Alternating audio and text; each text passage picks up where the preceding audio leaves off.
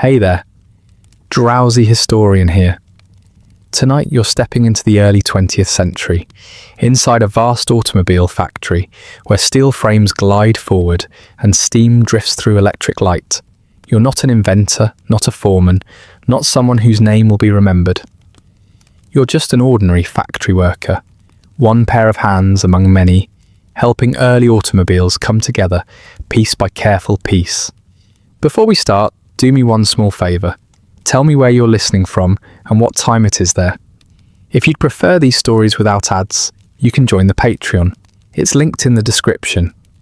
And if you want the ultimate immersive experience, consider using a pair of wireless earbuds. They're comfortable, discreet, and designed so you can wear them even while sleeping. I've linked my favourite pair, plus other sleep tools, in the description. Now, lie back, get comfortable, let's begin. You arrive before daylight when the street is still undecided about becoming morning. The sky holds its breath in a dull grey pause, neither night nor day, and your boots make a careful sound on the pavement, as if noise itself is not yet fully permitted. The factory is already there, of course. It does not arrive. It waits. The building rises out of the dimness, with a weight that feels permanent, brick darkened by years of soot and weather, windows tall and narrow, their glass filmed with the residue of work that never quite washes away. Even from the outside you can sense motion inside, not movement exactly, but readiness. A quiet hum presses faintly through the walls, the sound of systems warming themselves, steam moving through pipes like breath through lungs that never sleep. You pause only long enough to adjust your coat, the fabric already carrying the faint metallic smell that never leaves it anymore. Oil, warm iron, damp wool, something sharp and mineral that clings to your hands no matter how often you scrub them. The factory has its own weather, and you bring it home with you each night. This morning, it welcomes you back without ceremony. Inside, the air is warmer than the street, thick and moist, carrying heat that has nowhere else to go. Steam drifts lazily near the ceiling, collecting around exposed beams, slipping through shafts of pale electric light that flicker on in stages. The bulbs do not fully trust themselves yet. They glow with a tired steadiness, as though they have already been on for hours and are resigned to more. Your footsteps join others, all moving in the same direction, all at roughly the same pace. No one speaks. Conversation feels like something that belongs to later, to lunch perhaps, or to outside places that do not smell like heated metal. Faces pass in brief acknowledgement, eyes half-lidded, expressions already neutral. You recognize people without thinking about it. Recognition does not require effort anymore. The floor vibrates faintly under your feet. Somewhere deeper in the building, a press cycles through a test motion. Slow and deliberate, its weight settling into place with a sound that seems to sink into your bones. The machine is not rushed. It never is. It knows you will catch up. You hang your coat where it belongs. The hook polished smooth by countless hands, performing the same gesture. The locker door closes with a soft clang, a sound repeated hundreds of times in near-perfect unison along the wall. The effect is oddly calming, like rainfall against metal roofing. Everything here has a rhythm, and you step into it without resistance. The line is already laid out before you, stretching into the distance. A sequence of frames and partial bodies waiting in obedient silence. Early automobiles look unfinished even when they are nearly complete. Their exposed structures make no attempt to hide what they are. Metal ribs, bare wheels, open spaces where future seats will go. They resemble something between a machine and a promise. You take your place. The spot fits you, the way worn stone fits water. Your tools are where you left them, laid out neatly. Handles aligned, edges dull just enough to be forgiving. You pick one up, testing its weight. It feels correct, familiar. Your hands know this shape better than they know anything else. A bell sounds, not loud, it does not need to be. The sound carries authority without enthusiasm. The line begins to move. The first frame reaches you at a pace that feels manageable, almost polite. You position yourself without looking down, your body angling automatically, shoulders adjusting, feet planted just so. There is a sequence to follow, a narrow set of actions that belong to you alone. You perform them cleanly, efficiently, with no unnecessary motion. The car does not thank you. It moves on. Another follows, then another. The repetition settles in quickly, like dust. Your breathing finds a steady pattern that matches the pace of the line. In, out, lift, turn, secure, release. Each movement connects to the next without pause, your body flowing through them as if guided by something older than thought. You do not rush. The line does not slow. Steam hisses softly nearby as a valve opens and closes, releasing pressure in controlled size. The sound blends with the click of metal, the low rumble of engines being tested somewhere far down the floor, the muted shuffling of boots. Together, they form a continuous background, neither loud nor quiet, simply present. After a while, you stop hearing it as sound and start experiencing it as atmosphere. The machines seem patient. They always do. They wait for you to finish each task. Then they continue, indifferent to how long it took or how it felt. If you fall behind, they do not scold you. They simply keep moving, their expectations unchanged. There is something almost comforting in that consistency. Nothing here is surprised by you. Your hands begin to warm as work continues. The cold from outside fades, replaced by the internal heat of motion. Muscles loosen into their roles. The slight stiffness in your back becomes background information, noted but not addressed. Pain arrives quietly in this place. It does not announce itself, it settles. Time behaves differently inside the factory. Without windows at eye level, without sun or shadow to mark its passage, the hours stretch into a smooth, uninterrupted surface. You measure progress not in minutes, but in units completed, in the subtle fatigue creeping into your wrists, in the thin layer of grime forming on your skin. Occasionally, a supervisor passes behind you, footsteps measured, clipboard held loosely at the side. They glance at the line, at your hands, at the moving parts. They nod once, satisfied. Nothing more is required. Efficiency is its own language, and you are fluent. You think briefly about the word innovation.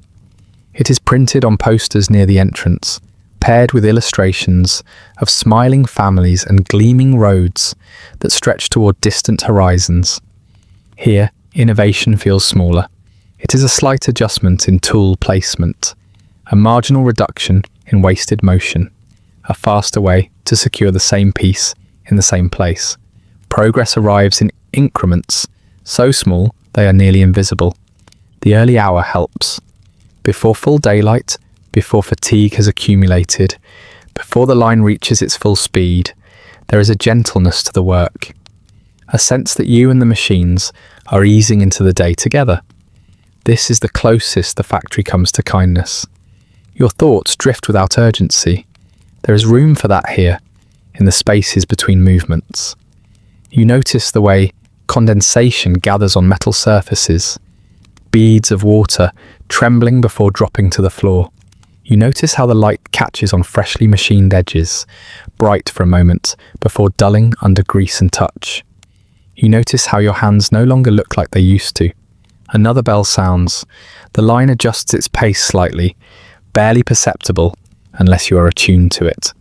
You adjust with it, your body responding before your mind finishes acknowledging the change. This too feels normal. Outside, somewhere beyond the brick walls and high windows, the sun is beginning its slow rise. You cannot see it. You do not need to. The factory has already decided what kind of day this will be. You are here. The machines are awake. The work has begun, and so you continue, breathing in warm air tinged with oil and steam, hands moving in practiced patterns, becoming part of a system that functions best when nothing draws attention to itself. The morning deepens quietly around you, and the factory carries on, steady and patient, waiting only for your hands to keep pace. The motions continue long enough that memory begins to surface without being invited. It happens quietly, in the narrow spaces where your hands already know what to do and your thoughts are free to drift. The factory does not object. It allows this, so long as nothing slows. You did not arrive here suddenly.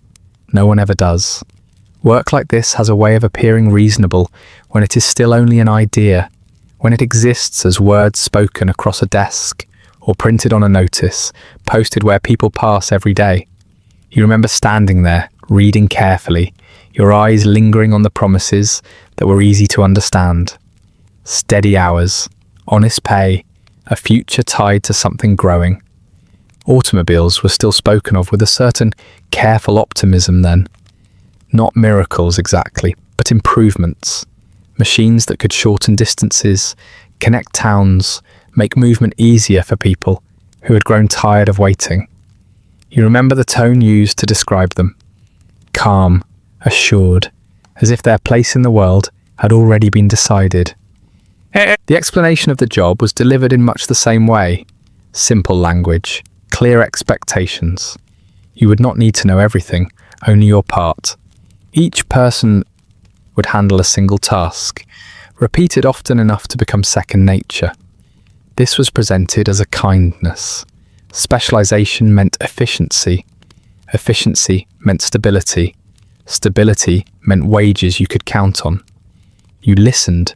You nodded when it seemed appropriate. The man explaining it all spoke with the confidence of someone who would not be standing where you would stand. He had clean cuffs, unmarked hands. He spoke about systems, about coordination, about the modern age, unfolding in careful, measurable steps. He did not raise his voice. He did not need to. There was no mention of exhaustion. That sort of thing was considered temporary, something the body would adjust to. And perhaps it does, in its own way. The human body is remarkably cooperative when given no alternatives. You signed your name.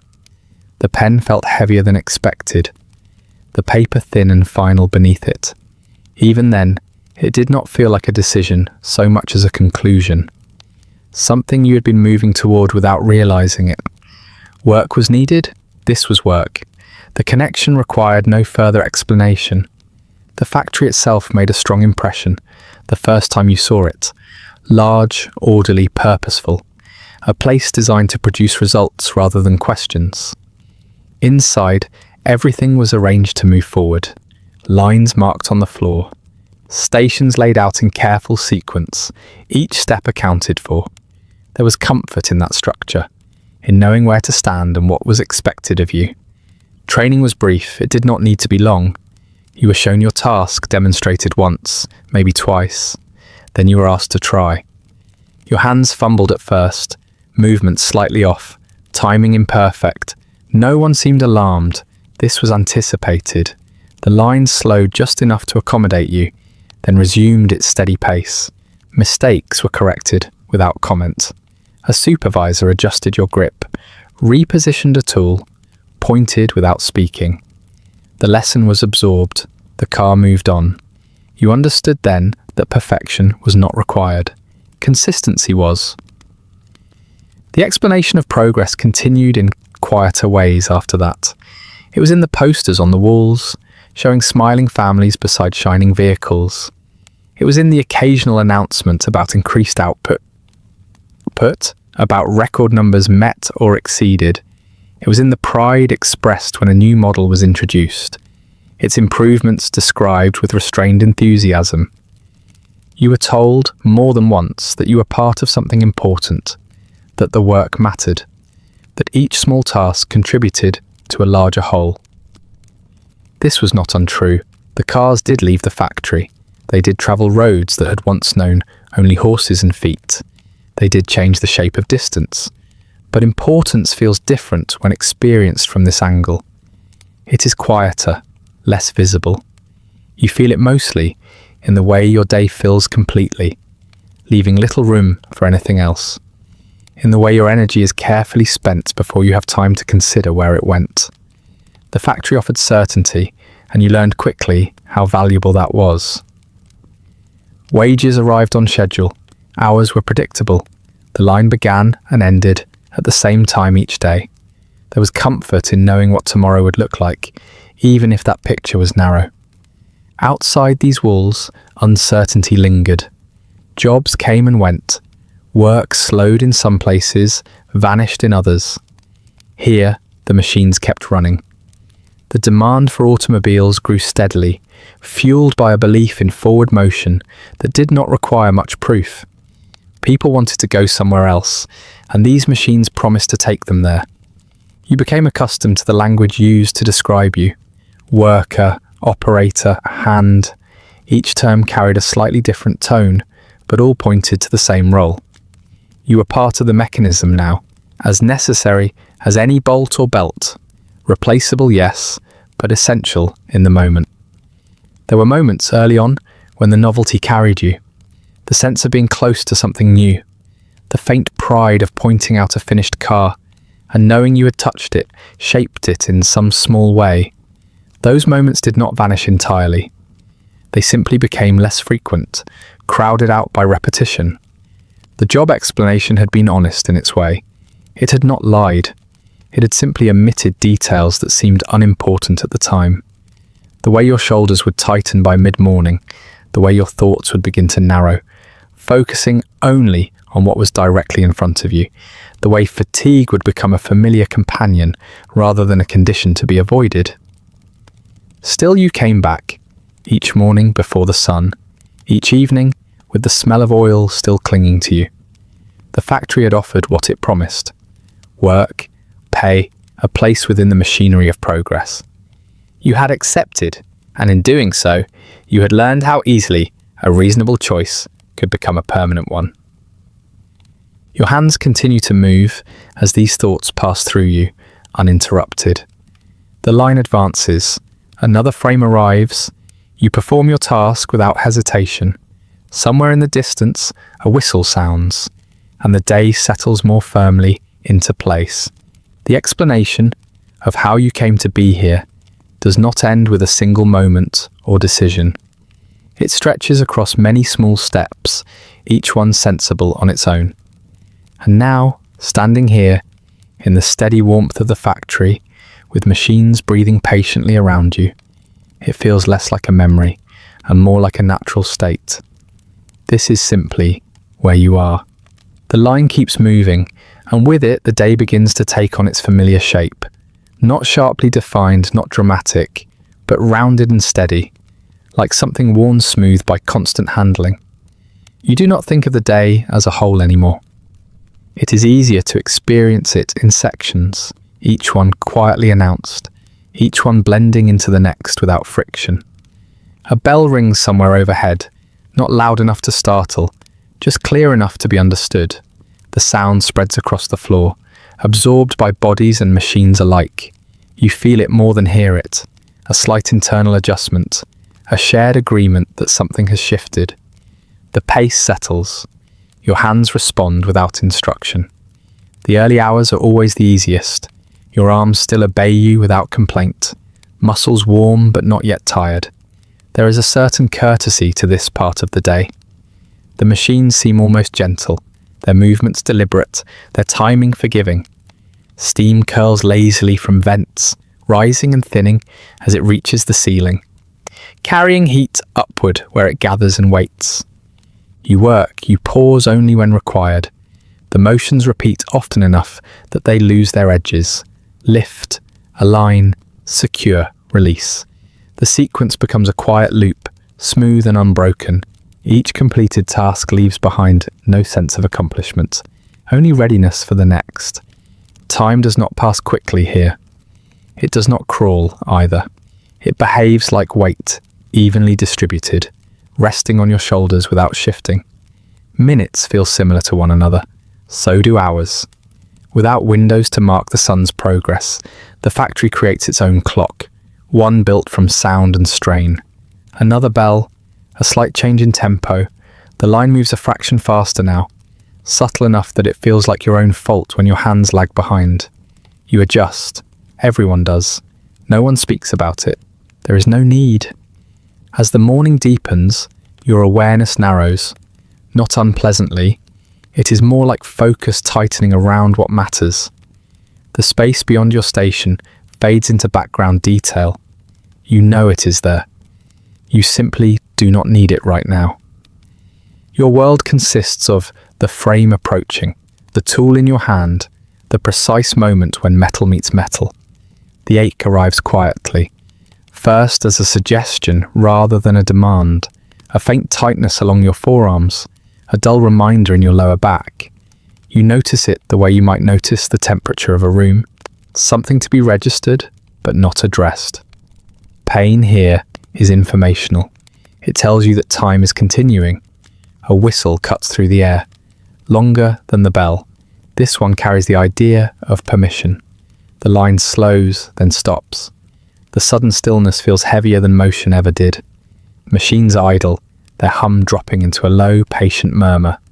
You lower your hands, flexing your fingers slowly, as if reminding them they belong to you. Breaks are brief and practical. You sit where there is space, benches, crates, sometimes the floor itself. Food appears from pockets and tins, unwrapped with minimal ceremony. Bread, something preserved, something meant to last. You eat because eating is required, not because hunger has demanded it loudly. Conversation happens in fragments. A comment about the weather, a remark about output numbers. Dry observations, delivered without expectation of response. Laughter appears occasionally, brief and tired, slipping out at something mildly absurd before retreating again. The sound feels out of place, but not unwelcome. You drink water. It tastes faintly of metal like everything else here. It does its job. Another whistle. The factory exhales, then inhales again. The line resumes. Motion returns, smoother now, as if grateful to be back to its purpose. You stand, step forward, and let the rhythm take you again. The middle of the day stretches the longest. Fatigue settles into your body more firmly now, no longer tentative. Your shoulders hold tension without releasing it. Your wrists feel heavier, tools pulling downward as if gravity has increased slightly. Still the work continues, it always does. Your thoughts drift in shallow patterns. There is room for memory here, but not for imagination. You think about small things, the weight of your boots, the sound a particular bolt makes when it seats correctly, the way the light flickers when a machine cycles too close to a power draw. These details anchor you, keep your mind from wandering too far from your hands. Another bell marks another adjustment. The line does not speed up much, but the margin for error narrows. You sense it in the timing, in the way supervisors pass more frequently now, eyes scanning movements rather than faces. They do not look unkind, they look focused. The ache deepens, it spreads rather than sharpens, becoming a general presence rather than a specific complaint. Your body adapts by becoming efficient in new ways. Movements grow smaller, breathing shallower. Energy is conserved without conscious effort. You are learning constantly how to last. Afternoon settles in without ceremony. There is no clear signal, no moment where it announces itself. It is simply there, heavier than morning, closer to release, but not yet offering it. The air feels thicker now, warmed by hours of machinery and bodies working in close quarters. Sweat appears, then stops being noticed. The soundscape changes subtly, fewer test cycles, more continuous operation. The factory has found its stride, and it does not intend to lose it. You are part of that momentum, carried forward whether you push or not. Another whistle, short, sharp, the final stretch begins. There is a quiet shift among the workers, a collective tightening of posture. The end is approaching, but not yet close enough to touch. This is the most demanding part of the day, when fatigue and attention must coexist. Your hands tremble slightly now, only when you pause. When they are moving, they are steady. You trust them more than you trust your thoughts. They have been trained thoroughly, shaped by repetition into something reliable. The final bell arrives without triumph. The line slows, then stops. Machines settle into idle, their heat lingering in the air. You lower your tools carefully, placing them where they belong. The gesture feels important, a small act of order at the close of controlled motion.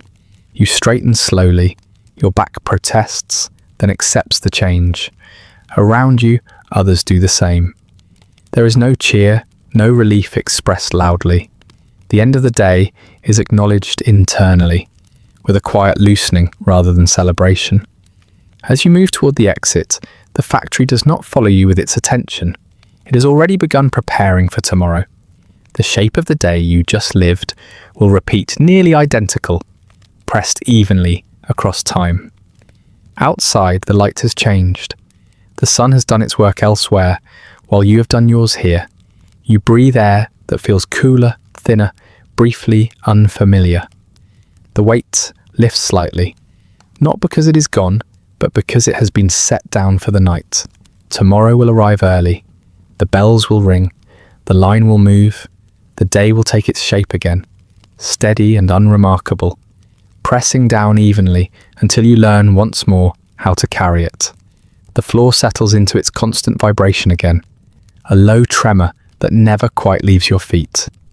You stand where you always stand, where the paint on the concrete has worn thin beneath countless boots, where the shape of your presence has been quietly carved into the day.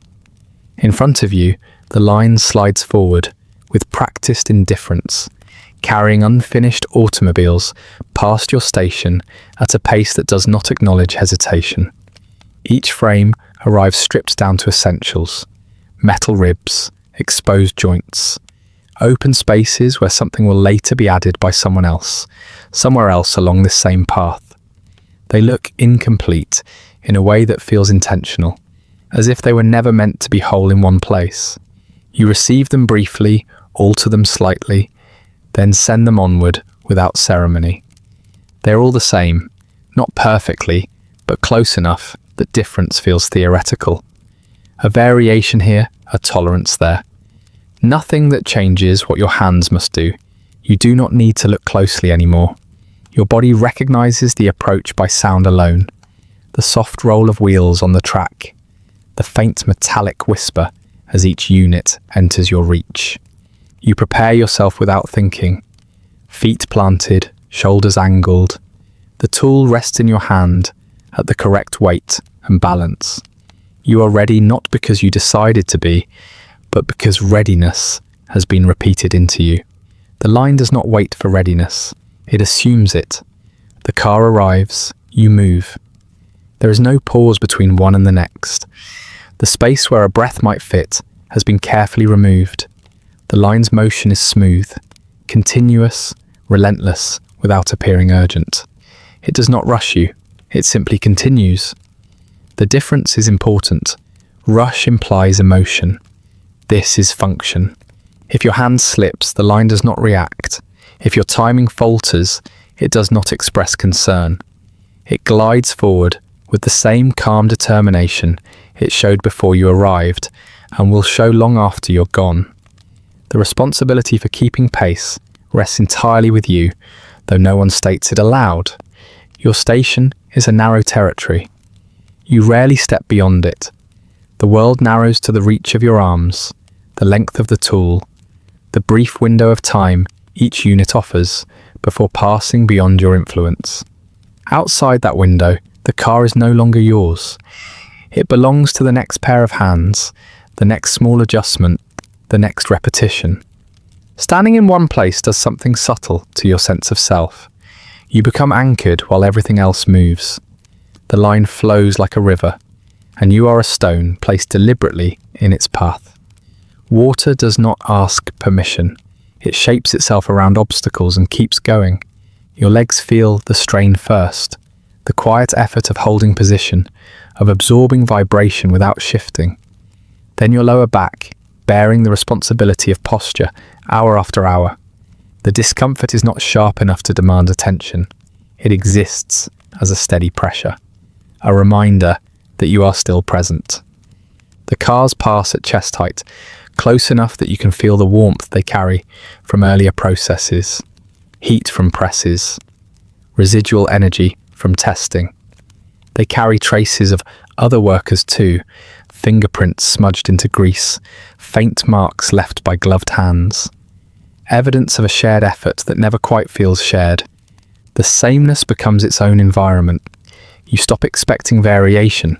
When something differs even slightly, it feels intrusive. A bolt that resists, a component that sits a fraction off alignment. These moments break the flow, and your body reacts with a brief spike of alertness. Correction happens quickly.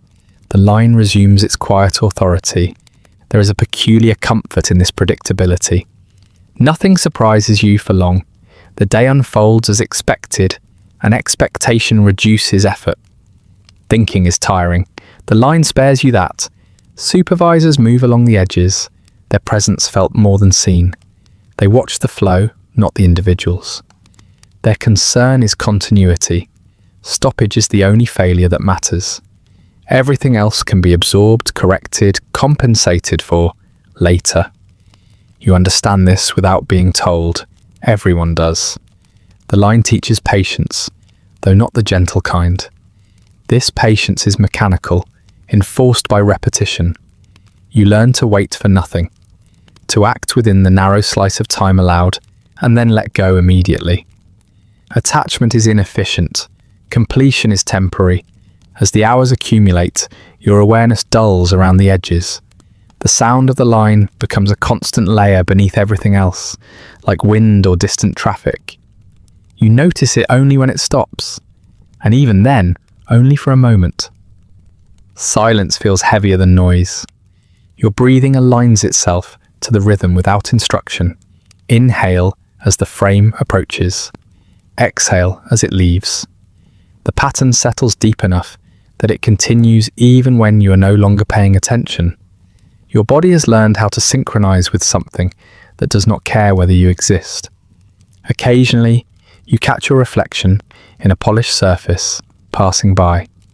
The glimpse is brief and distorted, your face stretched or compressed by curved metal. You recognize yourself only in the general sense. The details feel unimportant. The line does not require your identity. It requires your consistency. The idea that the line never stops is not entirely true. It pauses sometimes, maintenance, adjustments, unexpected issues. But even then, the pause feels temporary, unnatural. A held breath. Everyone waits quietly, tools still in hand, posture unchanged. When motion resumes, relief passes through the space, subtle but real. Normalcy has returned. You realize at some point that the line exists beyond this building, that similar lines operate elsewhere, following the same principles, producing the same results. The thought is neither comforting nor alarming. It simply explains why the system feels so confident. It has been tested, it has worked. Standing here, you are not required to understand the entire process. That knowledge would not improve your performance. Your role is precise and limited, and within that limitation, you're expected to be flawless. The line forgives nothing except invisibly corrected errors. The cars continue to pass. Their unfinished state mirrors something familiar. They're always becoming, never complete while they are here. Completion happens elsewhere, out of sight. You rarely think about the finished product. The line has trained that curiosity out of you. Your hands ache now, not sharply, but with a deep settled fatigue. The muscles feel used, reliable but worn. The sensation does not stop you. It simply accompanies you, like background noise. Pain, like everything else here, has been normalized. As the end of the shift approaches, the line does not change its behavior. It does not slow out of kindness. It does not acknowledge your endurance. It remains consistent, offering the same demand it always has. Finish the task. Keep pace, Let go. When the final signal comes and the line eventually rests, the sudden stillness feels almost intrusive. The cars freeze mid-journey, caught between stages. You step back slightly, your body unsure what to do without motion to guide it. The absence of movement leaves a hollow space that takes a moment to fill. You know that once you leave, once the lights dim and the floor quiets, the line will still exist in potential. Tomorrow, it will wake before you again, ready to resume. It does not depend on your memory of it. It depends only on hands like yours being present. As you walk away, the image of those identical frames continues to glide behind your eyes, moving forward endlessly, indifferent to readiness, indifferent to rest. The line has taught you something simple and lasting. Motion does not need meaning to persist. It only needs enough people standing in the right places, doing what they have learned to do. The work continues without asking for your attention anymore. The line advances, the frames arrive, and your hands respond as if they have been informed of something you've not yet been told. You notice this only in passing. The way one notices breathing after holding it briefly. The realization does not interrupt the motion. It simply exists alongside it. Your fingers close around the tool at the exact moment it is needed. The weight settles into your palm without adjustment. There is no pause to consider angle or pressure. Those decisions have already been made, repeated often enough to become instructions written into muscle and bone. Thought would only slow the process now. At first, learning had required effort. Small corrections, conscious attention, a slight tension in your shoulders as you watched yourself work, measuring each movement against what you had been shown. That tension has faded. In its place is something quieter and more efficient. Your body has taken over. The cars approach and depart with the same steady rhythm, and your hands move through their part of the sequence, as though following a script that no longer needs to be read. Lift, align, secure, release. The words no longer attach themselves to the actions. The actions exist on their own, smooth and unremarkable. This efficiency feels like relief. Decisions are tiring. Choice creates friction. Here, there is none. The work unfolds along a single path, and you follow it without resistance. The absence of deliberation leaves space in your mind, though not always space you know what to do with. Your arms move in arcs that have been refined by repetition. The unnecessary gestures have been eliminated naturally, without instruction. You no longer lift higher than needed. You no longer reach farther than required. Economy of motion has shaped you the way water shapes stone. You notice how little you look at what you are doing. Your eyes drift, unfocused, while your hands continue precisely. Occasionally, you glance down, out of habit, but the confirmation feels redundant. The result is always the same. Your body does not need supervision. The factory encourages this. It rewards speed that appears effortless, precision that does not draw attention to itself. A worker who hesitates, who thinks too long, introduces risk. You have learned how to remove yourself from the process without actually leaving it. There is a faint, distant satisfaction in this competence. Not pride exactly, more like a quiet acknowledgement that something has been mastered, even if what has been mastered is narrow and endlessly repeated. You are good at this now, very good. The cost of that skill arrives gradually. You feel it in the way your hands continue to move, even when you imagine them stopping.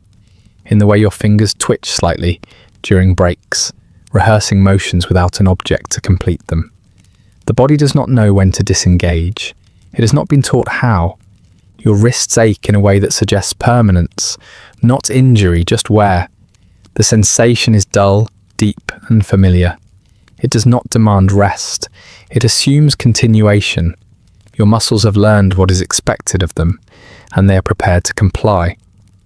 Occasionally, something interrupts the pattern, a misaligned piece, a tool that slips. In those moments, thought rushes back in, sudden and clumsy. Your heart rate increases slightly. Your attention sharpens. Correction happens quickly, almost impatiently. Then the flow returns, and your mind retreats again, relieved to be dismissed. This delegation of labour from mind to body feels efficient. It mirrors the structure of the factory itself. Tasks are broken down, simplified, assigned. Complexity is removed wherever possible. You are not expected to understand the entire machine. You are expected to perform your function flawlessly. Your hands have become instruments. They respond to resistance, to texture, to vibration, with subtle adjustments you could not easily explain. They know when a bolt is seated correctly by feel alone. They know when something is off before your eyes confirm it. Sensation has replaced analysis. The skin on your palms has thickened. Calluses form and fade, then form again, adapting to pressure points that remain constant. Small cuts appear and heal without comment. Your hands look older than the rest of you, marked by work in a way that cannot be hidden. During quieter moments, when the line slows slightly or pauses, you become aware of how still the rest of you has been. Your feet remain planted, your posture holds, only your hands move. The rest of your body has learned to conserve energy, to support without participating. There is an odd detachment that comes with this. You watch your hands sometimes as if they belong to someone else. They move with confidence, competence, indifference. They do not ask how long this will continue. They do not imagine alternatives. They perform. The mind, freed from constant decision-making, drifts. Thoughts arrive unstructured, then leave. Memories surface without context. The sound of the factory becomes a steady backdrop against which everything else plays faintly.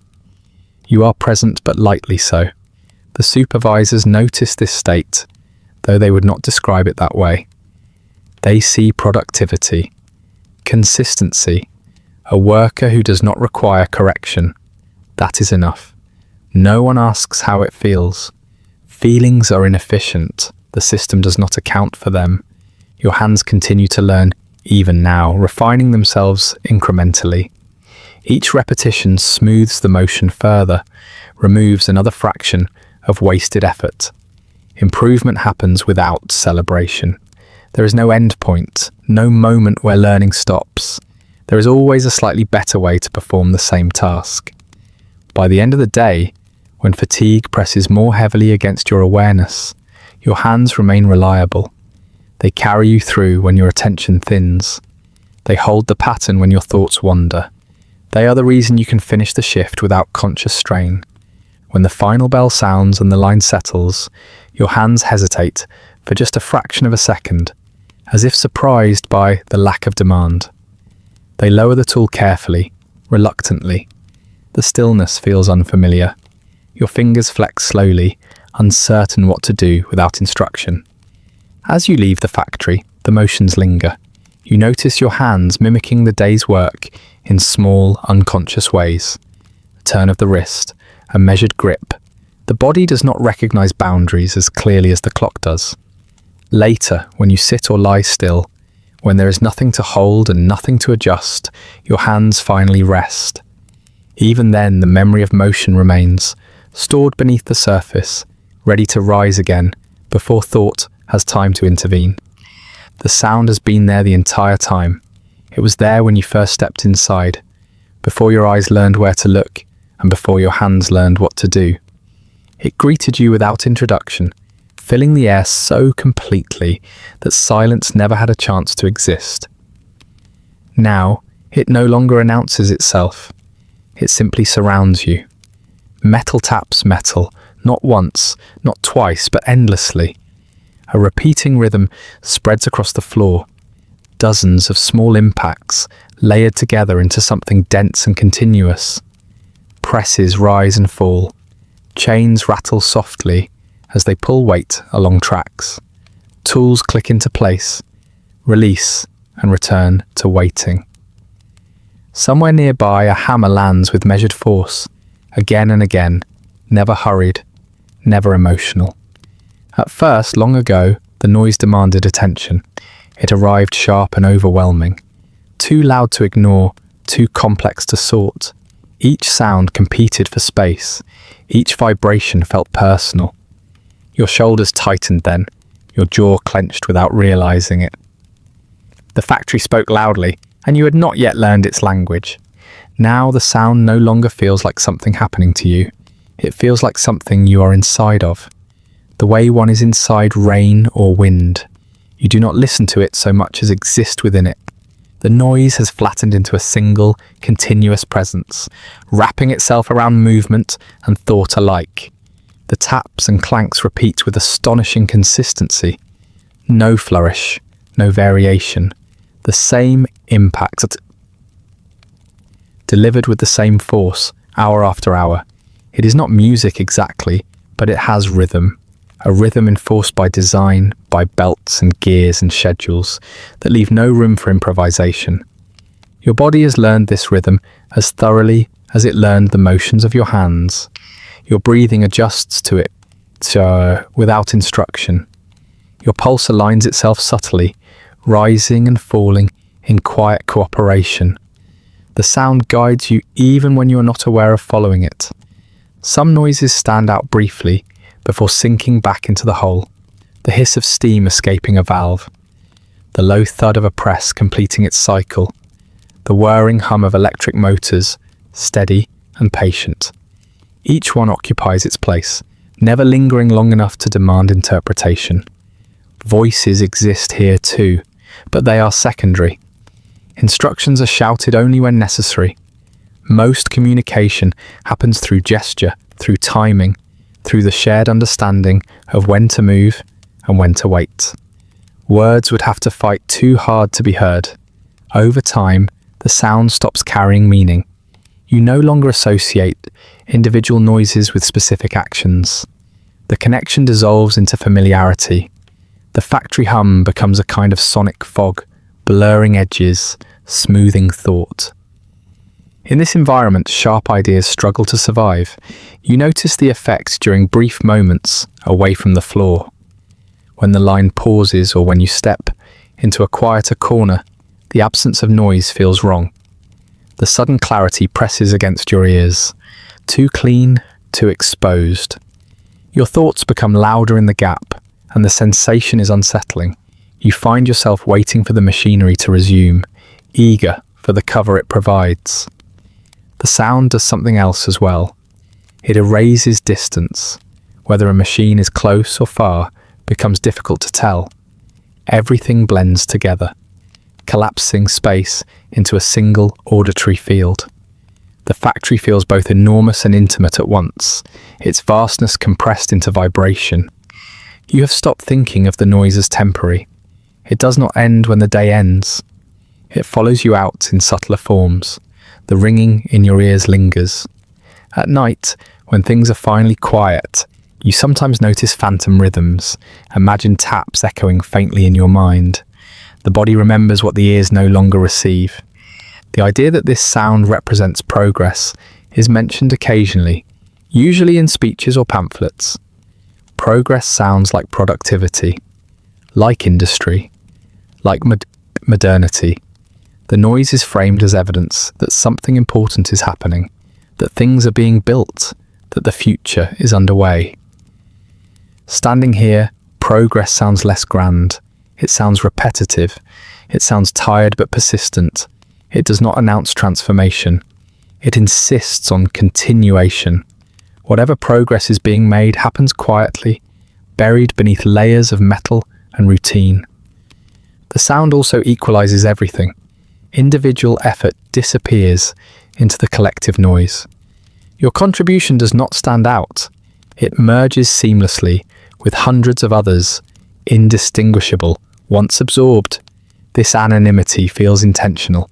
The factory does not celebrate variation. It smooths it away. Even mistakes have their own sound. A misaligned piece produces a brief, discordant note. A dropped tool rings too sharply, cutting through the rhythm like a cracking glass. These sounds attract attention immediately. Heads turn. Correction follows. The system restores harmony as quickly as possible. The longer you remain, the more the sound seems to protect you. It shields you from introspection. It fills the space where doubt might form. In its presence, there is no room for silence to ask questions. The noise answers everything with the same response. Continue. Your ears adapt the way your hands did. Sensitivity dulls. High frequencies fade into the background. The world outside the factory grows quieter by comparison, almost fragile. Normal sounds feel insufficient when stripped of weight and repetition. Sometimes, you watch a new worker enter the floor. You recognize the way their head tilts slightly, the way their attention darts from sound to sound, trying to understand. Their discomfort is visible. They have not yet learned how to stop hearing. You know that will change. It always does. The sound is patient. It waits for adaptation. It knows it will win. As the hours accumulate, the noise does not intensify. It remains consistent, relentless in its sameness. That constancy becomes soothing in a way that is difficult to explain. The predictability removes uncertainty.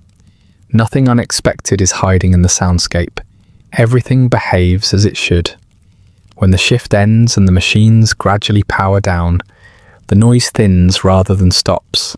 It peels away in layers. First the sharp impacts cease, then the motors wind down.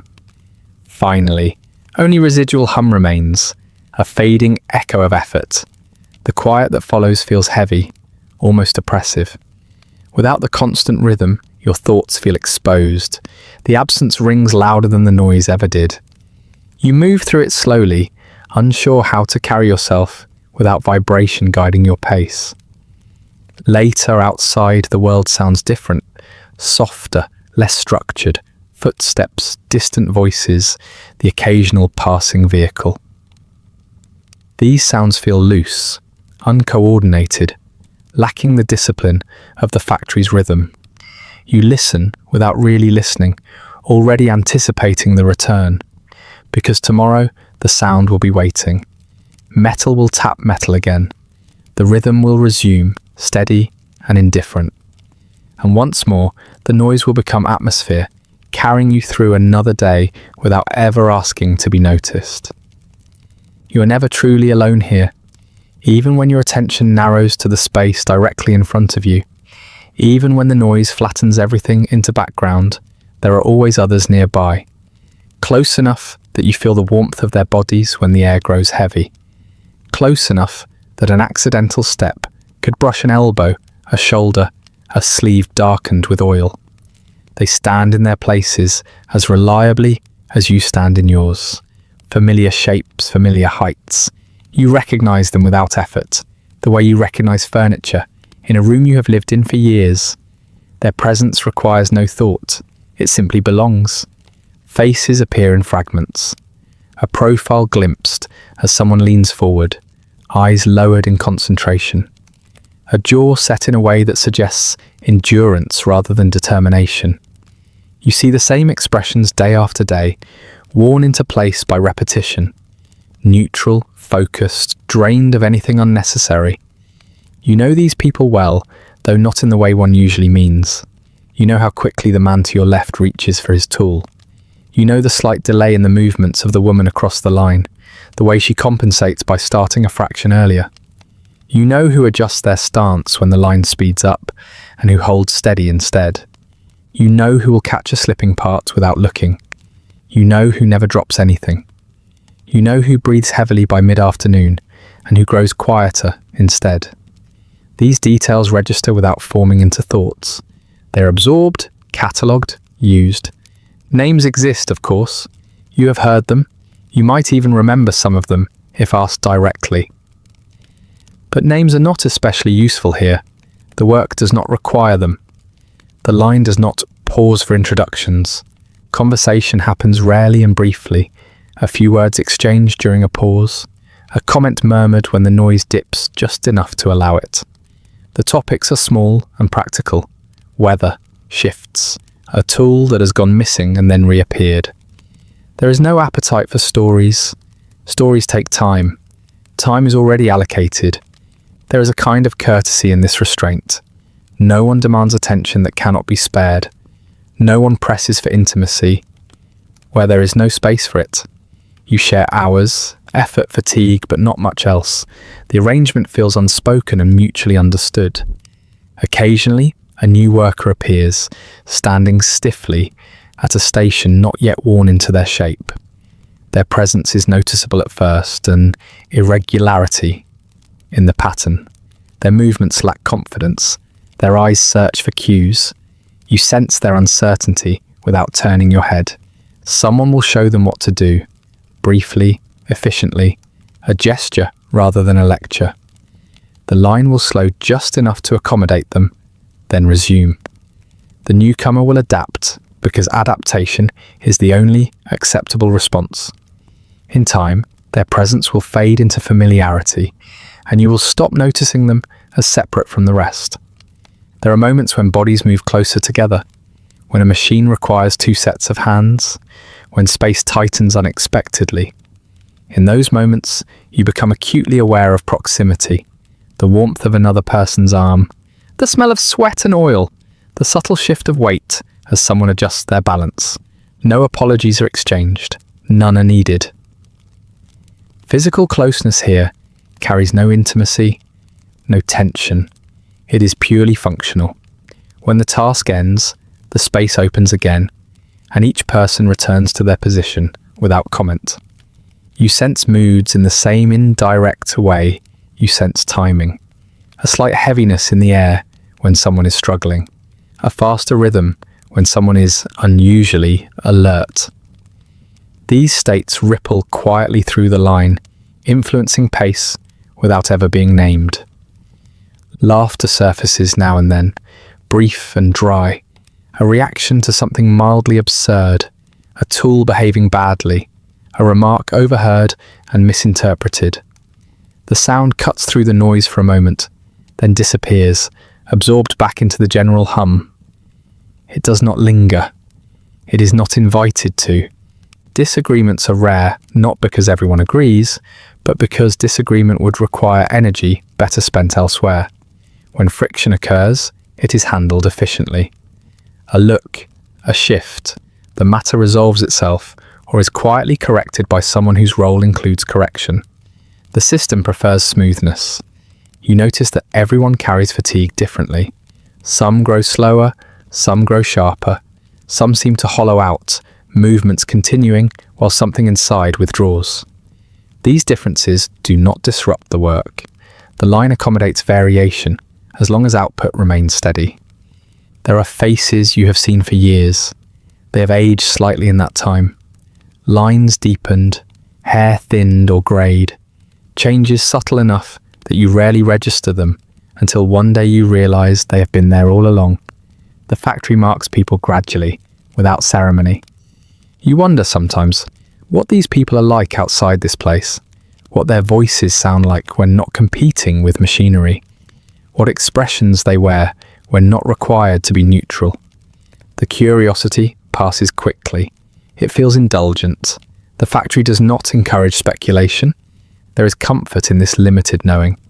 It spares you the weight of other lives. Here, everyone is defined by what they do, not by who they are. The simplification is efficient. It keeps things manageable. When someone does not show up one day, the absence is felt immediately. Not emotionally, but mechanically. A gap appears in the rhythm. The line adjusts. Someone is reassigned. The system compensates. By the end of the day, the absence has been absorbed. You might ask about them. You might not. The answer, if it comes, is usually brief. Sick, gone, found other work. The details are not important to the functioning of the day.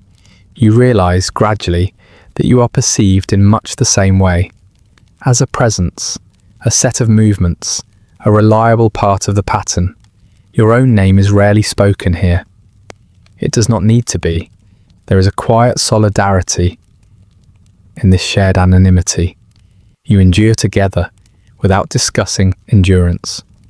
You work side by side without forming bonds that require maintenance.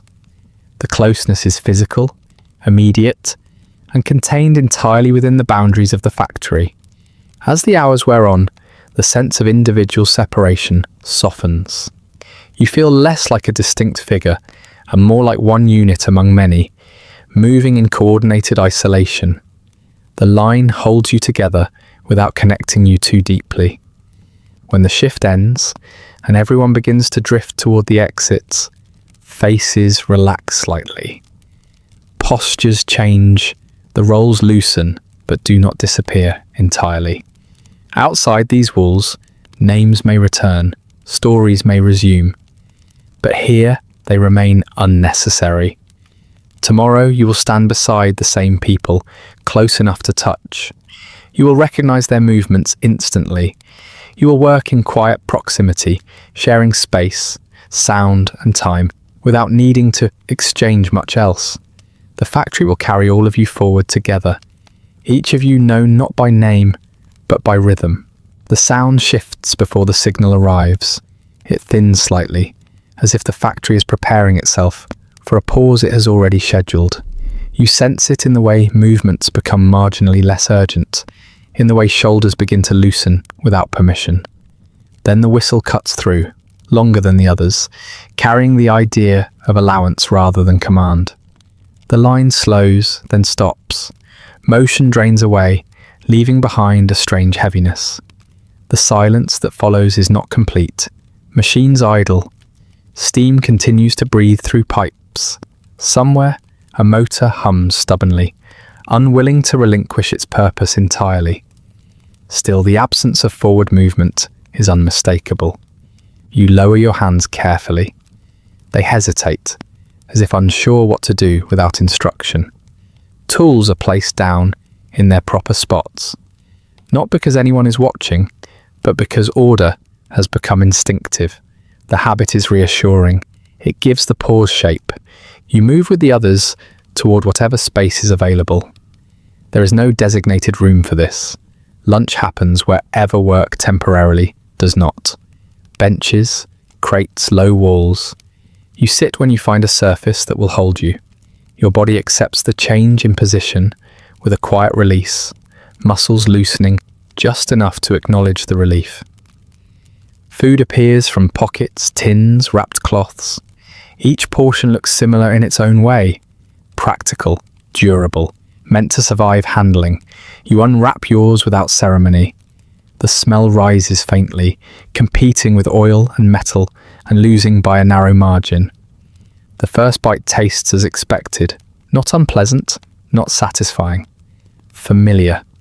The flavour carries a trace of the day's work, no matter how carefully you try to avoid it. Oil clings to everything here. It has learned how to travel. You chew slowly, there is no rush. The clock has granted this time, and the clock will take it back whether you finish or not. Eating becomes a measured activity, paced by habit rather than hunger. Your body accepts the fuel with quiet efficiency. Around you, others do the same. Some sit in silence, eyes unfocused, resting not just their bodies, but their attention. Some exchange a few words, voices low, as if loudness might break something fragile. Topics remain small. A remark about the temperature, a brief complaint about a tool, observations that require no follow-up. Laughter appears briefly, dry and restrained. It does not travel far. It does not demand participation. It fades as quickly as it arrived, leaving behind only the sense that it happened. You drink water. The metal cup is cool against your fingers. The water itself tastes faintly of its container, of pipes and storage. It does what it is supposed to do. You feel it settle, a small weight added back into you. The factory does not sleep during lunch. It waits. Machines stand ready, energy coiled and contained. The sense of anticipation lingers in the air, subtle but present. Even in rest, there is motion held just beneath the surface. Your body responds unevenly to the pause. Some parts relax, others stiffen. The ache in your back becomes more noticeable now that movement has stopped. Your wrists throb faintly, reminding you they exist. The discomfort is manageable. It always is. You adjust your position slightly, finding the angle that hurts least. Thoughts wander a bit more freely here. Without the immediate demand of the line, your mind drifts to small, unimportant places. The texture of the floor beneath your boots, the pattern of stains on the wall, the way light filters through high windows, muted and dusty. You think briefly about home, about the shape of the room you left behind this morning. The thought does not carry much emotion. It feels distant, like something observed through glass. The factory has a way of making outside spaces feel less solid. Someone nearby finishes eating and lights a cigarette. The smoke curls upward, thin and pale, briefly adding a new layer to the air. It mixes with everything else, indistinguishable after a moment. No one comments. Time passes quietly. There is no visible clock here, but you feel its approach. The pause has a texture, a density that thins as the end draws closer. People begin to shift, standing slowly, stretching in restrained ways. Movements are careful, economical. No one wants to waste energy. You fold your wrapper, tuck it away. Cleanliness here is relative. Order matters more than absence of dirt. You wipe your hands on your trousers, then think better of it and use a cloth instead. The gesture feels procedural rather than personal. The whistle sounds again, shorter this time, less forgiving. The allowance has expired. You stand feeling the weight of your body settle back into alignment. Muscles protest briefly, then comply. Tools are retrieved, positions reassumed. The factory inhales. As the line begins to move again, the pause recedes quickly. Whatever rest it offered is absorbed, distributed thinly across the afternoon. The food does its job. The water does its job. You do yours.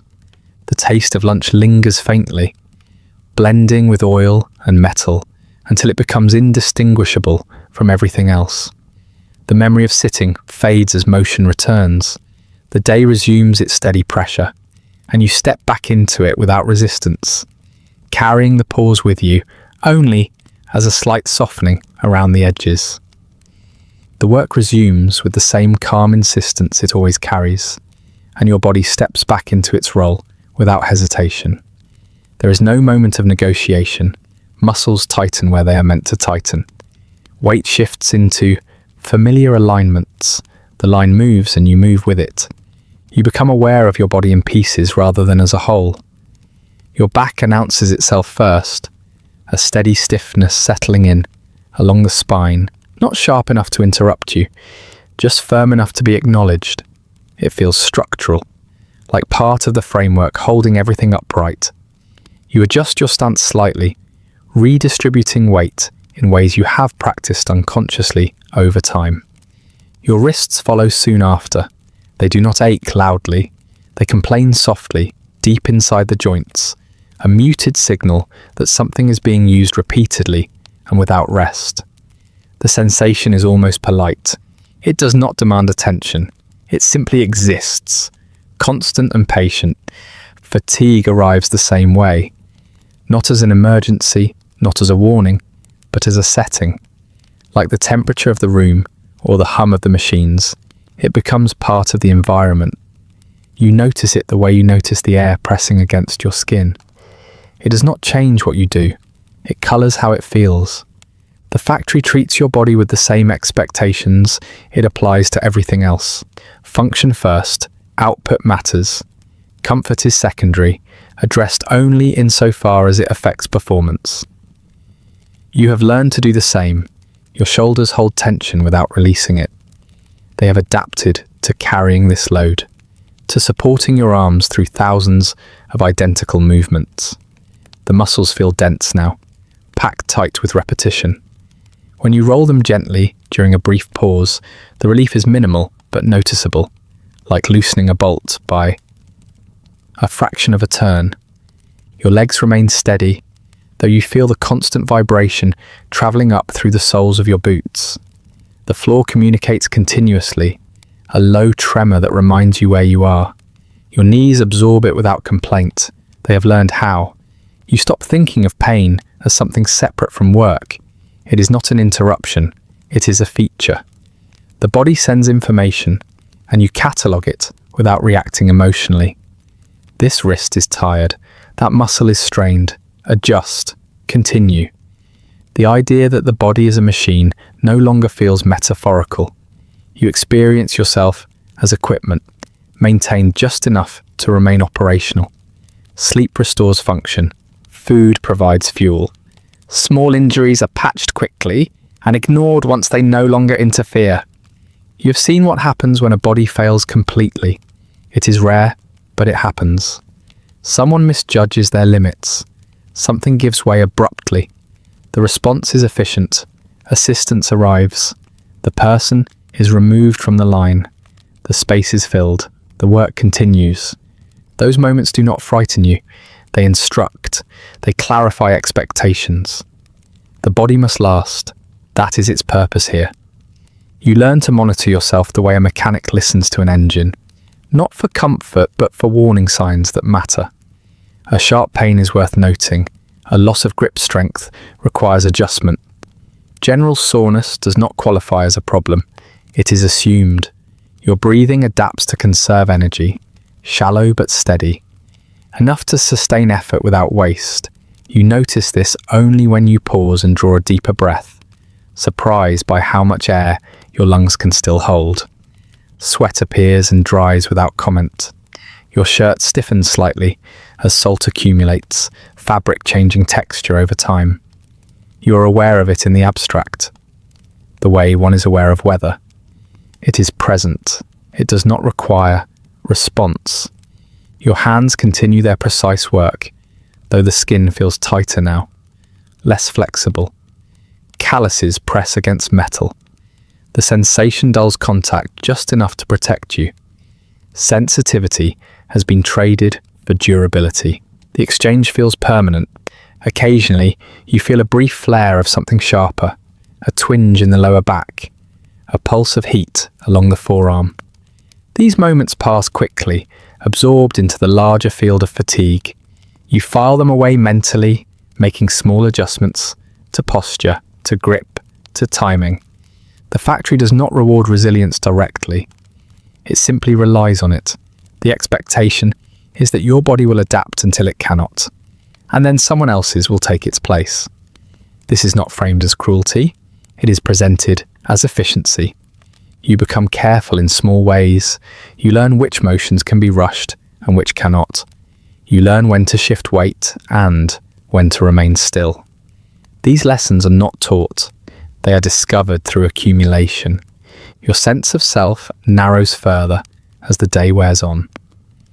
You are less a person experiencing fatigue and more a system operating under load. The distinction feels practical. It allows you to continue without internal debate. When you catch sight of your reflection again, perhaps in a passing panel or polished surface, you notice the way your posture has changed over time. Slightly hunched, shoulders forward, a stance shaped by necessity.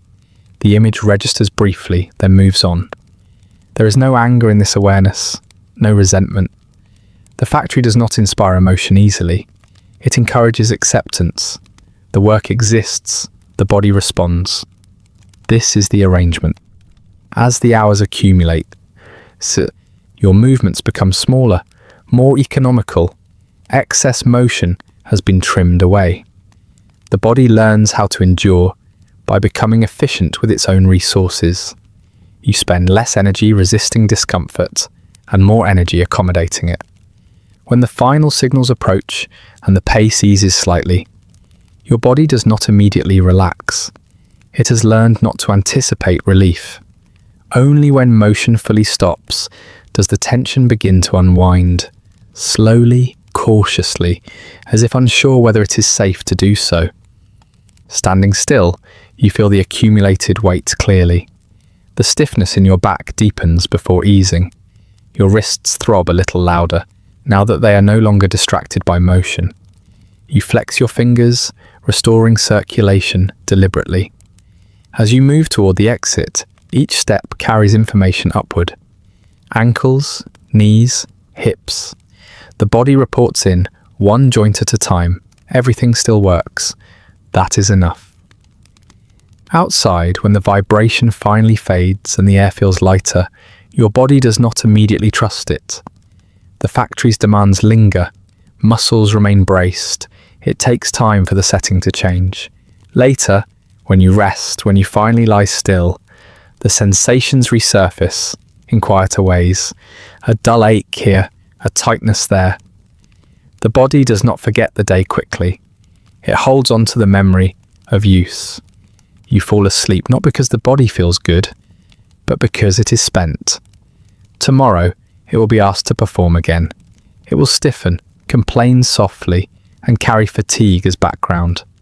And it will do so without protest, because that is what it has learned to be. The pace settles into something exact, not hurried, not relaxed, but calibrated. The factory prefers this middle ground, where motion is constant and effort is evenly distributed. You feel it in the way the line advances, neither forgiving nor aggressive, simply correct. Supervisors pass behind you at regular intervals. Their footsteps are unremarkable, their presence marked more by subtle changes in the air than by sound. They carry clipboards or folded papers, sometimes nothing at all. When they speak, it is quietly. Their voice is trained to carry just far enough to be understood without disturbing the rhythm. Numbers are exchanged, output counts, time measurements, percentages. These figures float briefly above the noise before dissolving back into it. You hear them without listening. The meaning registers somewhere distant, abstract. What matters to you is the unchanged instruction embedded beneath it all. Continue. No one raises their voice here. Volume suggests loss of control, and control is prized above everything else. Calmness is presented as professionalism. Even correction arrives gently, delivered with minimal language, a slight gesture, a short phrase, enough to redirect without disrupting flow. Efficiency is treated not as a goal, but as a moral position. To be efficient is to be correct. Waste is framed as a failing, not just of resources, but of character. Movements are expected to justify themselves. Anything extra is quietly discouraged. You've absorbed this value thoroughly. You notice inefficiency now the way one notices clutter, an unnecessary reach, a pause that lingers too long, a tool placed a few inches farther than required. These things irritate you slightly, though you rarely articulate why. The reaction feels automatic, inherited from the environment rather than chosen. The supervisors notice improvement without celebrating it. A nod, a note made on paper, the absence of criticism. These are the rewards offered. They are sufficient. Praise would be excessive. Excess implies waste. Charts are posted occasionally, showing progress over weeks and months. Lines trend upward, bars grow taller. The visual language is simple and reassuring. It suggests that effort accumulates into something measurable, something worthwhile. You glance at these displays briefly, then return to your station. The numbers do not change your task.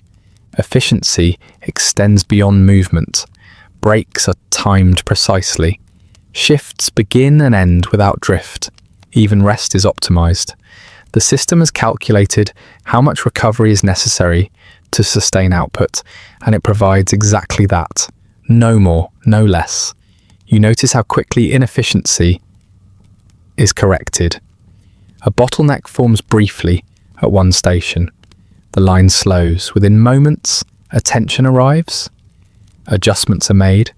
Tasks are redistributed. The bottleneck dissolves. The system restores itself without drama. This responsiveness is admired. It is cited as evidence of progress of modern organization. The factory is not chaotic. It is controlled. That control is its pride. You feel this control applied to you as well, though gently, indirectly. Expectations shape behavior without needing to be stated repeatedly. You learn what is acceptable by observing what is ignored. You learn what matters by noticing what is measured. Fatigue, for example, is acknowledged only insofar as it affects output. Complaints framed in personal terms do not travel far.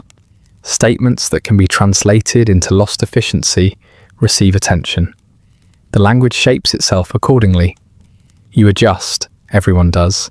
You learn how to express needs in ways that fit the system, or how to absorb them quietly if they do not. Adaptation becomes second nature. The supervisors themselves appear calm, almost detached. Their expressions remain neutral. Their gestures are economical. They do not rush. They do not linger. They move with purpose, embodying the efficiency they promote. You sense that they, too, are measured by numbers, though their metrics differ from yours. Occasionally, one stops near your station, watching for a moment. You continue working, unaffected. This is not surveillance in the dramatic sense.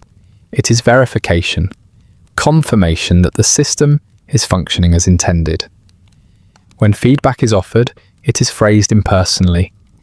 The task can be improved. The process can be refined.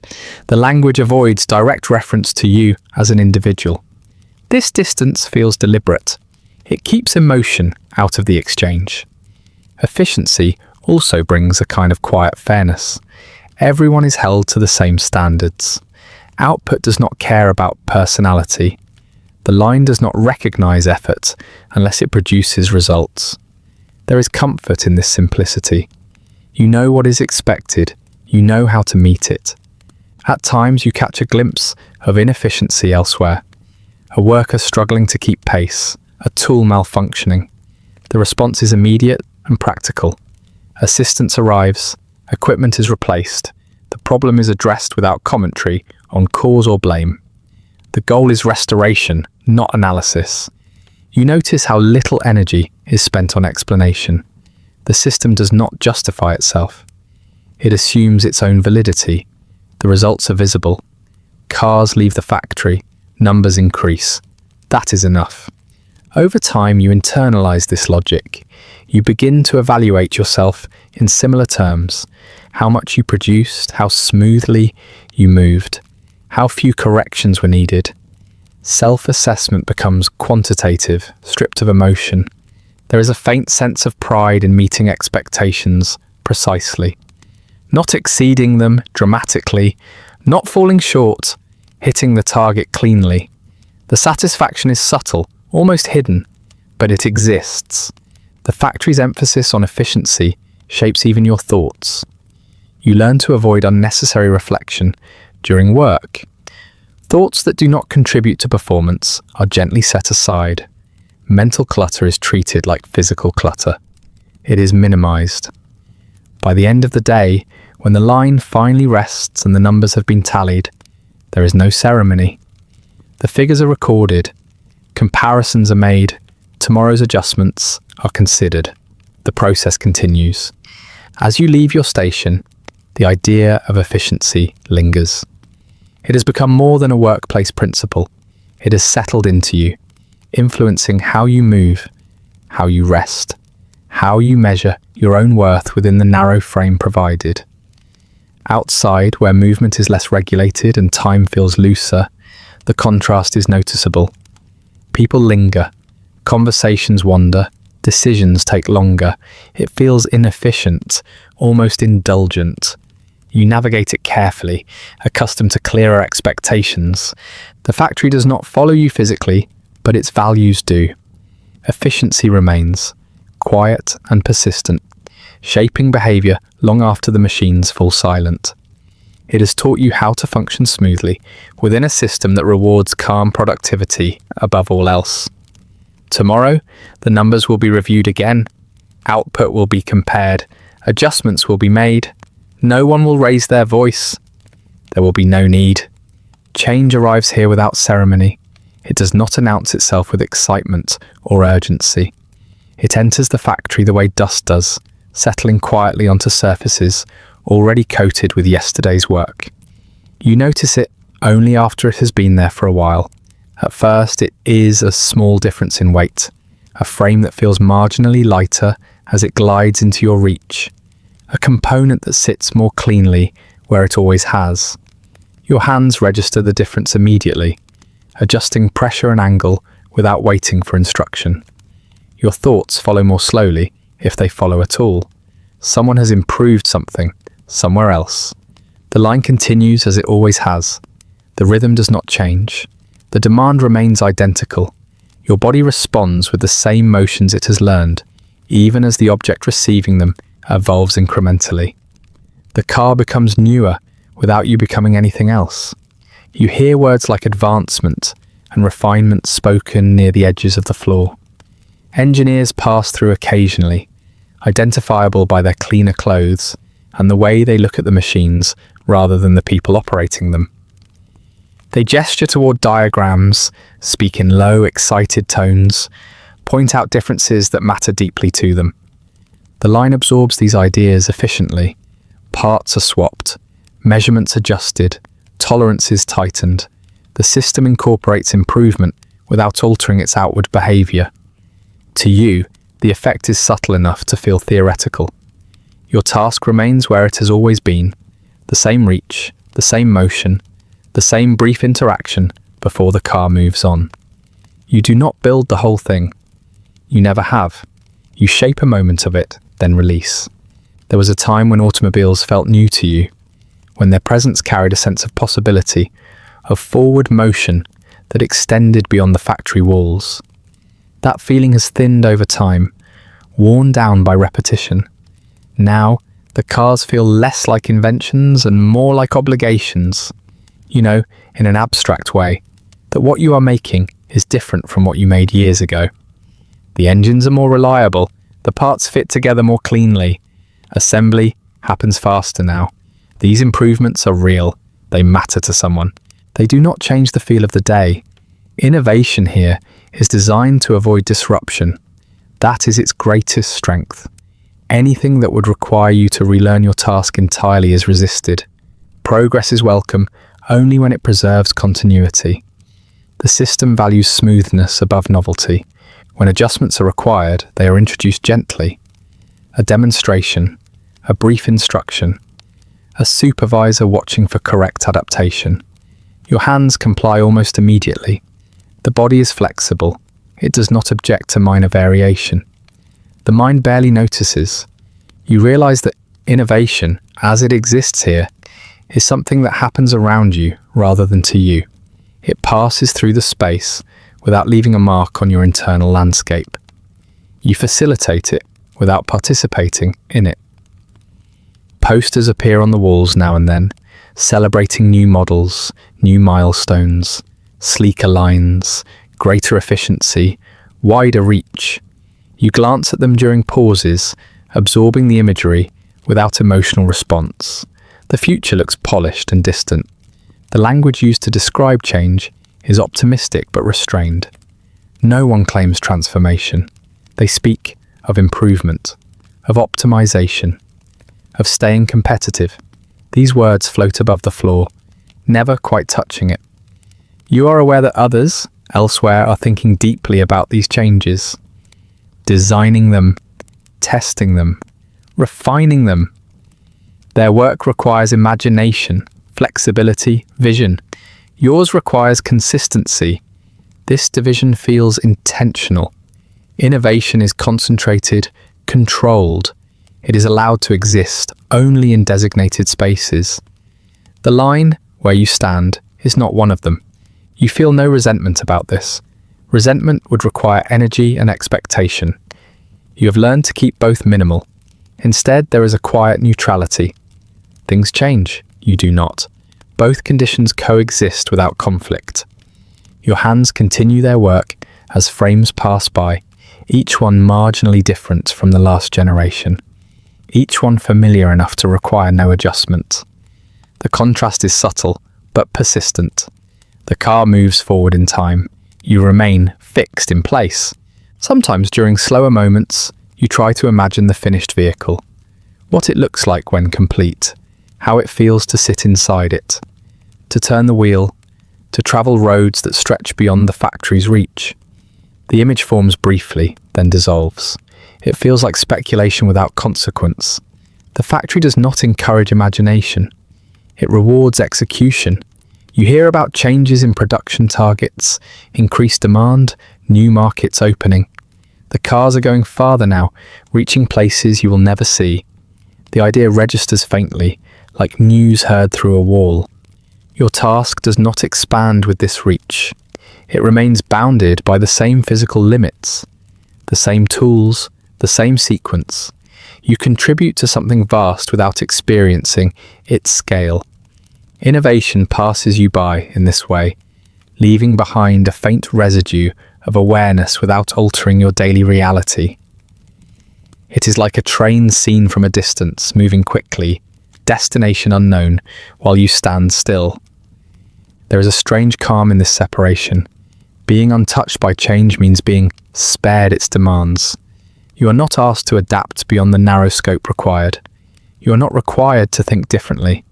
The work protects you from the anxiety of progress. At the same time, it insulates you from its rewards. You watch newer workers arrive, younger bodies stepping into old roles.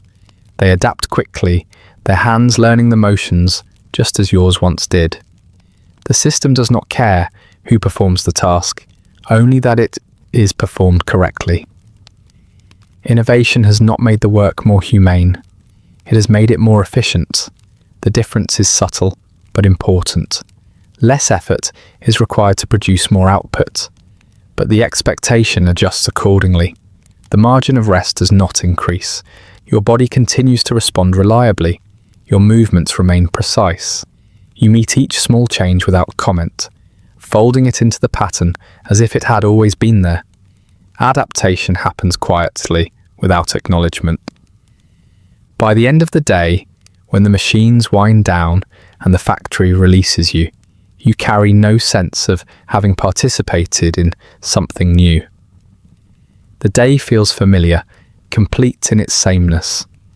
The cars leaving the building are better than the ones that came before. They will travel farther. They will last longer. They will represent progress to those who encounter them. You walk away unchanged, your hands still holding the memory of motions that remain exactly as they were. Innovation has moved through the factory and onward, leaving you standing where you always stand, ready to repeat what you know tomorrow, without needing to understand what has improved. The line carries on with its practiced steadiness, and for long stretches nothing interrupts it at all. Frames arrive, receive their brief attention, and move on. Your hands perform their work with the same quiet accuracy they always have. Most days pass this way, smooth enough that the idea of error barely forms. And then occasionally, something is not quite right. It does not announce itself loudly. There is no crash, no sudden halt. The sign is subtle, a resistance where none should be, a fraction of misalignment felt through your fingers rather than seen. Your hands pause for a moment that is shorter than a breath. The line continues to move. You register the mistake without emotion. There is no spike of fear, no embarrassment. The factory has trained that out of you. Error here is not a moral failing. It is a condition, like friction or heat, to be addressed efficiently. You correct it if you can. A slight adjustment, a firmer pressure, a change in angle so small it would be invisible to anyone watching. Often, that is enough. The piece settles into place. The task completes itself. The car moves on, carrying no memory of the moment. When correction is not possible within your narrow window, the response arrives just as quietly. A hand appears from the side. A supervisor leans in, expression unchanged. The frame is redirected for a moment, diverted just enough to receive attention without stopping the flow. Tools move, the problem disappears, the line barely notices. No voices rise, no one gathers. There is no commentary. The system absorbs the error the way a body absorbs a stumble, adjusting balance and continuing forward without breaking stride. You feel a faint tightening in your chest as it happens, then a release when motion resumes uninterrupted. Mistakes are expected here, planned for. The system is built with the assumption that humans are involved. Redundancy exists not to prevent error, but to minimize its impact. Nothing depends entirely on you getting it right every time. That would be inefficient. You become accustomed to this quiet correction. It teaches you how small your role truly is and how protected the larger structure remains. Your actions matter, but not enough to disrupt the whole. This realization is oddly comforting. When someone else makes a mistake nearby, you sense it immediately. The rhythm shifts slightly. A pause that should not be there, a tool used twice instead of once. Your attention flickers toward the disturbance, then returns to your own task as the system resolves it. No one points, no one stares. The correction is swift and discreet. Dignity is preserved not out of kindness, but out of practicality. Public scrutiny would slow things down. You remember vaguely earlier days when mistakes felt larger, when your hands hesitated more often, when correction felt like judgment. That sensation has faded. Experience has dulled the edges. You know now that errors do not define you here. They are simply interruptions in flow. The factory prefers continuity over perfection. A flawless stop is still a stop. A minor flaw corrected on the move is acceptable. The distinction shapes everything. You learn to trust the system's ability to catch what you miss. That trust allows you to keep moving without fear. Fear would introduce hesitation. Hesitation would be costly. This does not mean carelessness is encouraged. Quite the opposite. Precision remains the expectation. But precision here is procedural, not emotional. You aim for correctness because that is what the process requires, not because you fear consequences. When a more significant issue arises, something beyond a minor adjustment, it is handled the same way, just with slightly more steps. The affected unit is removed from the line quietly, replaced by another already waiting. The damaged piece is addressed elsewhere, out of sight.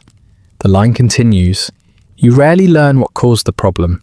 That information is unnecessary to your function.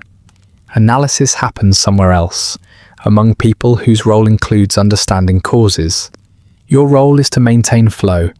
This separation extends even to responsibility.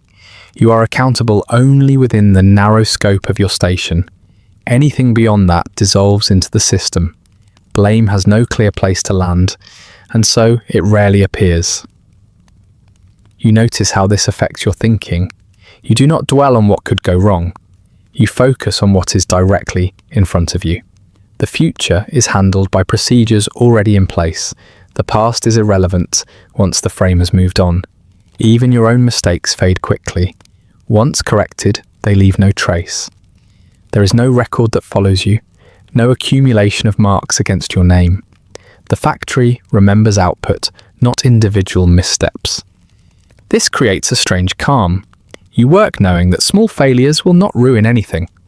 The pressure eases just enough to make endurance possible. The expectation is not flawlessness, but consistency. You see how this philosophy extends beyond the work itself.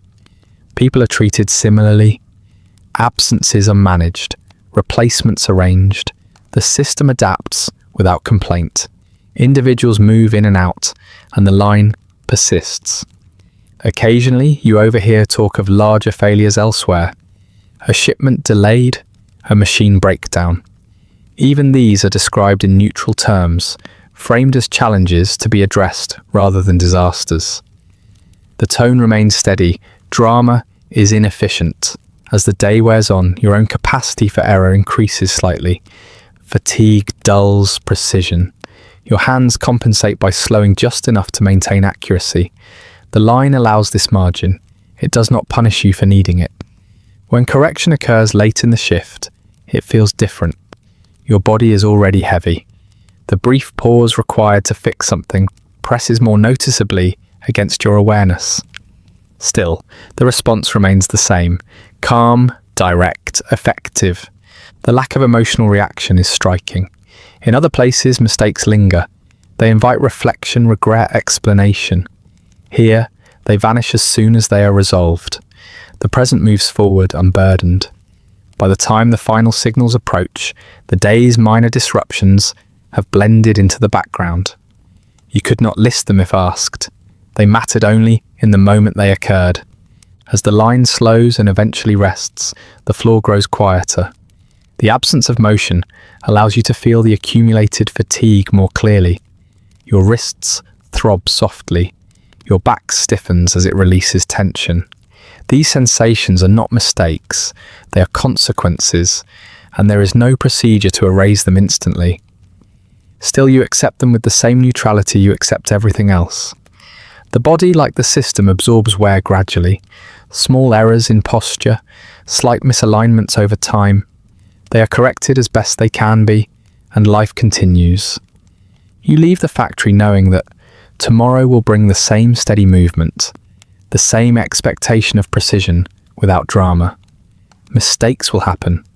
They will be corrected quietly.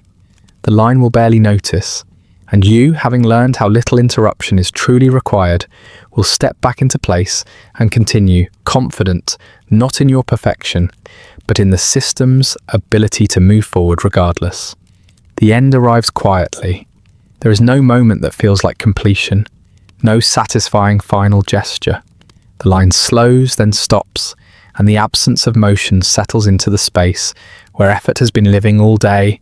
It feels less like an ending and more like something being withdrawn, as if the factory has simply decided to stop asking. You lower your hands without urgency. They feel heavier now that there is nothing to hold, nothing to guide them through familiar arcs. The tools are placed back where they belong, not because anyone insists on it, but because leaving them elsewhere would feel unfinished. Order remains important, even when work does not. Around you, others do the same. Movements are unhurried but precise.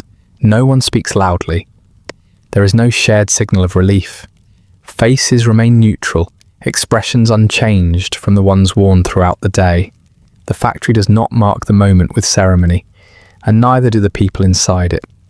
The machines begin their gradual descent into stillness. Presses release pressure with a final sigh. Motors wind down, their hum thinning into silence, layer by layer. Steam lingers briefly, then disperses. The air feels suddenly larger, without motion filling it. You stand for a moment longer than necessary, your body waiting for instruction that does not come. The posture you have held all day loosens slowly, cautiously, as if unsure whether it is safe to relax. Muscles release in stages, each one announcing itself as tension fades. The floor no longer vibrates beneath your boots. The absence is noticeable.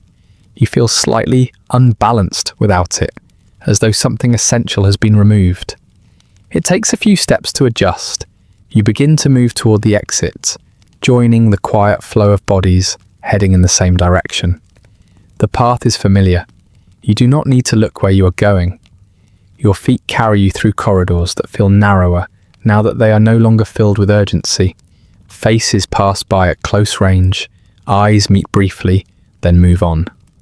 There are nods, small acknowledgements, gestures that recognize shared time without requiring commentary. Names are still unnecessary. The work has already said everything that needed saying. You retrieve your coat, the fabric cool against your skin. The weight settles onto your shoulders, different from the weight of the day, but not unrelated. You slip your arms into the sleeves with a practiced motion, the same one you will use tomorrow morning. The locker door closes softly. The sound feels final, though nothing else has changed. You carry the faint smell of oil and metal with you. It does not leave easily. It has worked its way into the fibers of your clothes, into the skin of your hands. You no longer notice it unless it is gone. As you approach the exit, the light shifts subtly. The factory's interior glow fades behind you, replaced by something dimmer and less controlled. Outside, evening has arranged itself without consulting your schedule. The sky has moved on while you are occupied. The door opens and cooler air meets you immediately. It feels thinner, sharper, as if it belongs to a different world entirely.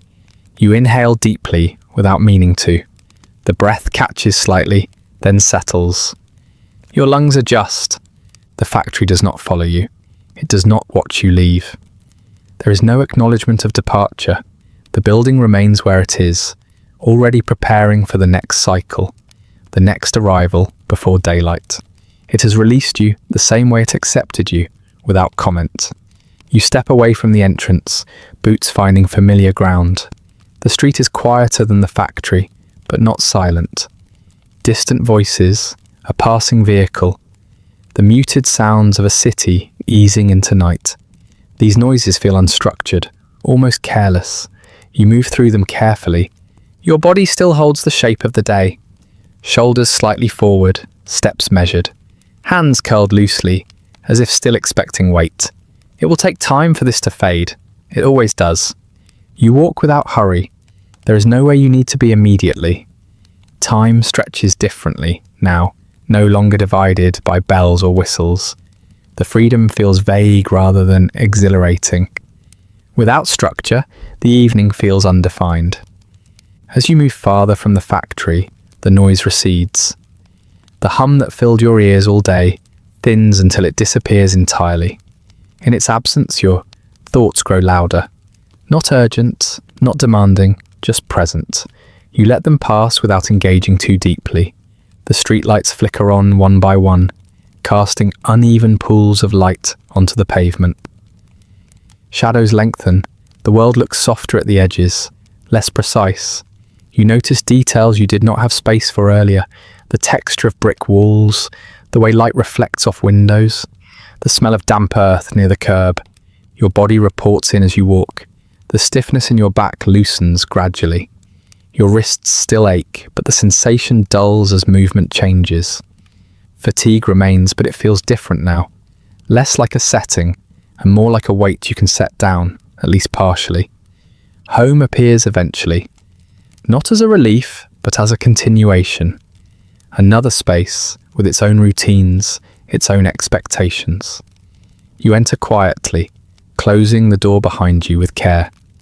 The stillness inside feels deliberate, earned through absence of machinery rather than presence of comfort. You remove your coat, hang it where it belongs. The gesture mirrors the one from the morning. Reversed. Shoes come off. Hands are washed, though the smell does not fully disappear. You have learned not to chase it. You sit, then stand again, unsure how to occupy yourself, without the line dictating your movements. The habit of constant motion takes time to unwind. You settle eventually, choosing a place to rest, not because it feels good, but because it is time. As evening deepens, the day does not replay itself vividly. There are no highlights, no moments demanding reflection. Instead, the memory compresses into a general sense of effort, of time spent in a particular posture, under particular sounds. The details blur. When you lie down, the stillness presses against you. Your body continues to hum faintly, residual motion echoing in muscles and joints. You breathe slowly, letting the sensation fade at its own pace. Sleep arrives not as an event, but as a gradual dimming. The factory slips further away, though it does not vanish entirely. It waits, patient and unchanged, ready to begin again before the sun. And you, released without ceremony, drift into rest, carrying the quiet weight of a day that ended not with relief, but with absence. The room does not greet you. It waits. You step inside and close the door with care, not out of courtesy, but habit. The sound of it settling into the frame is soft and final, a thin line drawn between the world outside and the smaller, quieter space you occupy now.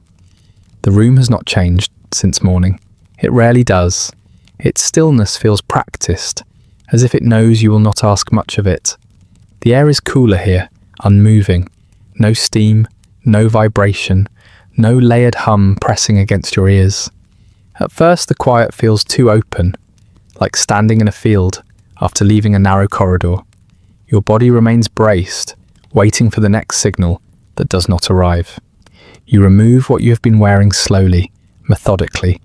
Each piece is placed where it belongs, not because it matters, but because disorder would require attention later. The clothes carry the day with them. Oil, metal, heat that is not fully released. You set them aside and feel marginally lighter, though the weight underneath remains.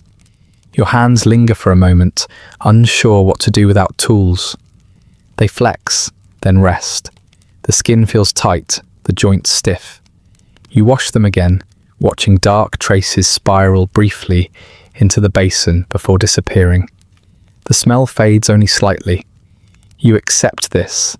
The room offers only what is necessary. A chair, a small table, a bed pushed against the wall.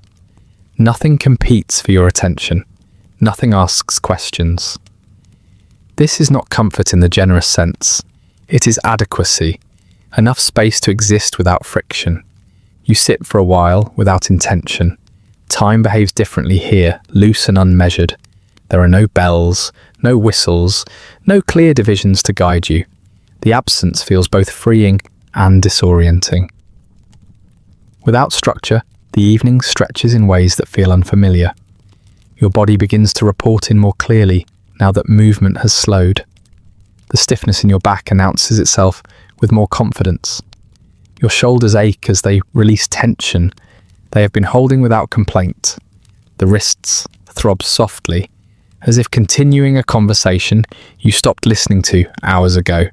You shift your position, seeking angles that reduce discomfort rather than eliminate it. Elimination is unrealistic. You have learned this.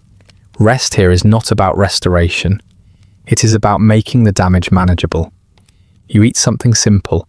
The food is warm, filling, unremarkable. It does not taste of oil, which feels notable. You chew slowly, more out of habit than hunger. The body accepts the fuel quietly, already calculating how it will be used tomorrow. There is little desire for distraction. Reading requires attention. Conversation requires energy. Even thought feels optional. You let your mind drift without direction, allowing it to settle wherever it chooses. It returns, often, to nothing at all. The sounds of the outside world reach you faintly. A distant vehicle, voices passing below the window, footsteps moving away. These noises feel thin, almost unreal, lacking the density of the factory soundscape. They do not anchor you, they pass through. As night deepens, the room grows darker without ceremony. Shadows stretch across familiar surfaces. The shapes remain recognizable, even as details soften. You do not turn on additional light. The dimness feels appropriate, like an extension of the day's gradual unwinding. When you lie down, the bed receives you without adjustment. The mattress is firm, worn into the shape of your body over time. It does not surprise you. You settle into it carefully, easing yourself into stillness one segment at a time. The first moments are the most difficult. Without motion to distract it, the body becomes louder. Sensations sharpen briefly. The ache in your back deepens, then stabilizes. Your legs feel heavy, as if still bearing the weight of standing. Your hands rest on your chest, fingers curled slightly, remembering their work. You breathe slowly, deliberately. Inhale, exhale. The rhythm is yours now, no longer dictated by machines. It feels uneven at first, then smooths out as your body remembers how to rest. Thoughts surface in fragments. Not full memories, not complete reflections, just impressions. The weight of a tool, the steady movement of the line, the way the sound filled everything. These images do not carry emotion. They drift, then dissolve. Sleep does not arrive as a relief. It arrives as a requirement being met. Your body needs it. Tomorrow will ask for the same effort. Preparation begins now, whether you acknowledge it or not. As you hover between waking and rest, the room fades further. The edges soften. The ceiling recedes. The sense of being contained gives way to something looser. Your muscles continue to release tension in small increments, like knots being untied slowly. The factory does not appear vividly in your dreams, if dreams come at all. More often, there is only a vague sense of motion, of repetition without detail. The mind conserves energy just as the body does.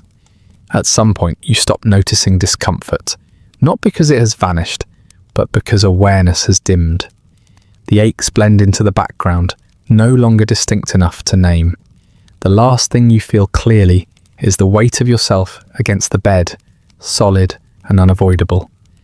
Outside, night continues its quiet work. Inside, the room holds steady, doing exactly what it is meant to do. It does not promise renewal. It does not offer escape. It provides a pause long enough to make continuation possible. Sleep settles over you gently, not as a gift, but as a process completing itself. The body powers down in stages, systems slowing, demands postponed. Tomorrow waits, already outlined, already certain. For now, this is enough. The room remains still. You rest not because you feel refreshed, but because the work will begin again before the sun. And this pause, however thin, is necessary. Morning comes again, though you no longer mark it by light alone. You recognize it by the way your body wakes before you ask it to, by the familiar stiffness that has learned the hour. The room loosens its hold reluctantly, releasing you back into motion with the quiet understanding that this exchange has happened many times before. Time behaves differently now. Days still pass, of course, but they no longer separate themselves cleanly. They overlap, press together, smooth their edges. One becomes another without asking you to notice. You move through them with practiced ease, guided less by awareness than by habit.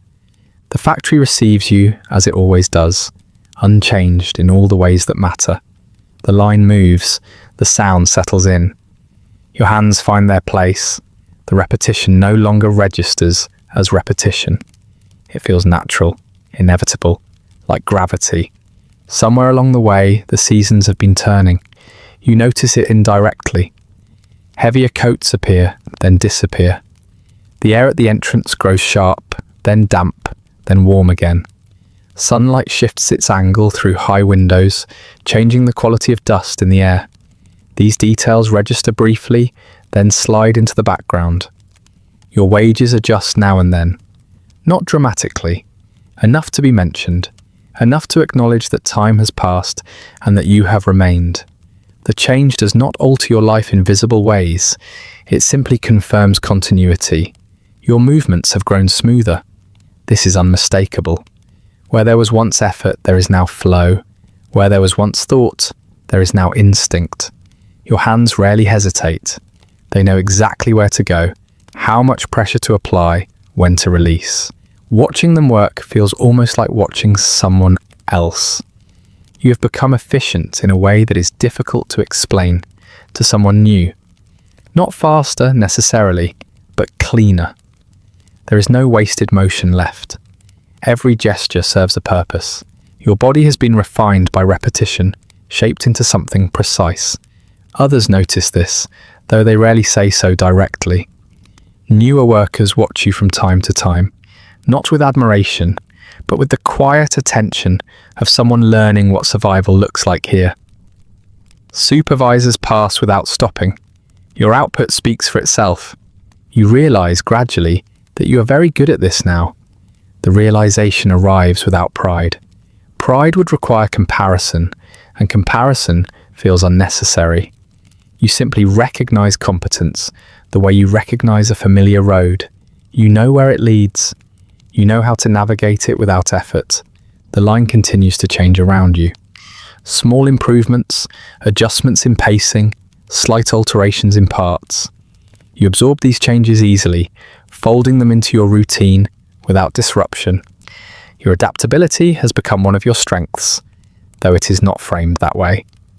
People come and go. Some leave quietly. Some are replaced so seamlessly that their absence is barely felt. New faces appear, then become familiar, then fade into the same anonymous proximity you once did. You remain. You notice aging not in years but in subtle shifts. Hands that once moved with youthful ease now carry faint stiffness even before the day begins. Eyes that once strained against dim light now squint without comment. These changes do not alarm you. They feel expected, The factory marks time in its own way. Machines wear down and are replaced. Tools are updated. Procedures are refined. The structure remains, even as its components change. You mirror this pattern more than you realize. Outside, the world continues to move. Roads expand. Automobiles become more common, more accepted. What once felt novel now feels ordinary. You hear people speak of these machines as necessities rather than curiosities. The shift feels distant, like news from another country. Inside, your task remains grounded in the present moment. Frame arrives, task performed, frame moves on. The simplicity has become comforting. Complexity exists elsewhere. You're spared it. There are days when you try to recall exactly how long you have been doing this. The number feels imprecise, slippery. Time has not been experienced as a sequence of memorable events, but as a steady accumulation of similar ones. Memory compresses accordingly.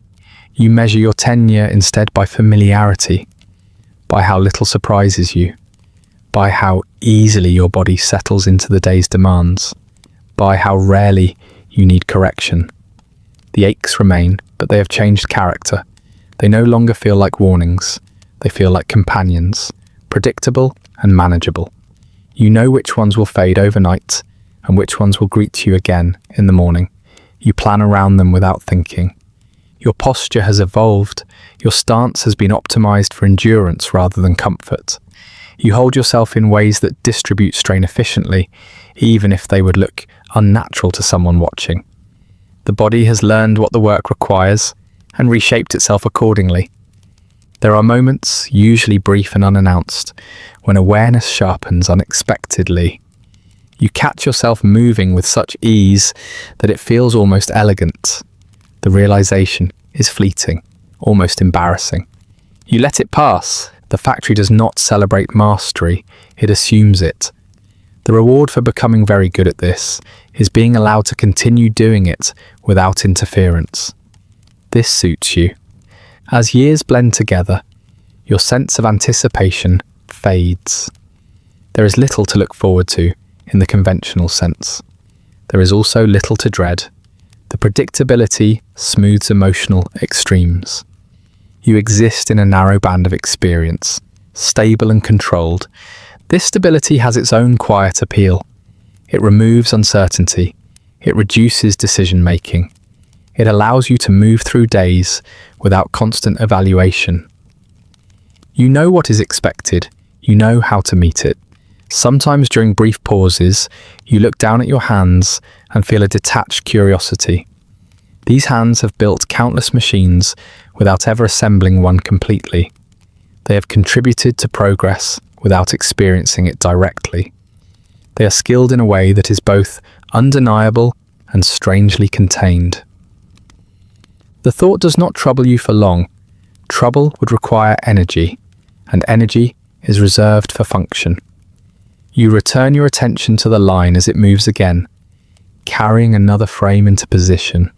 At the end of the day, when you leave the factory and walk the familiar route home, the years feel compressed behind you. Not lost exactly, just blended, like layers of paint applied so evenly that individual strokes disappear. You reach your room, perform the same small rituals, rest in the same way. Sleep comes because it always does.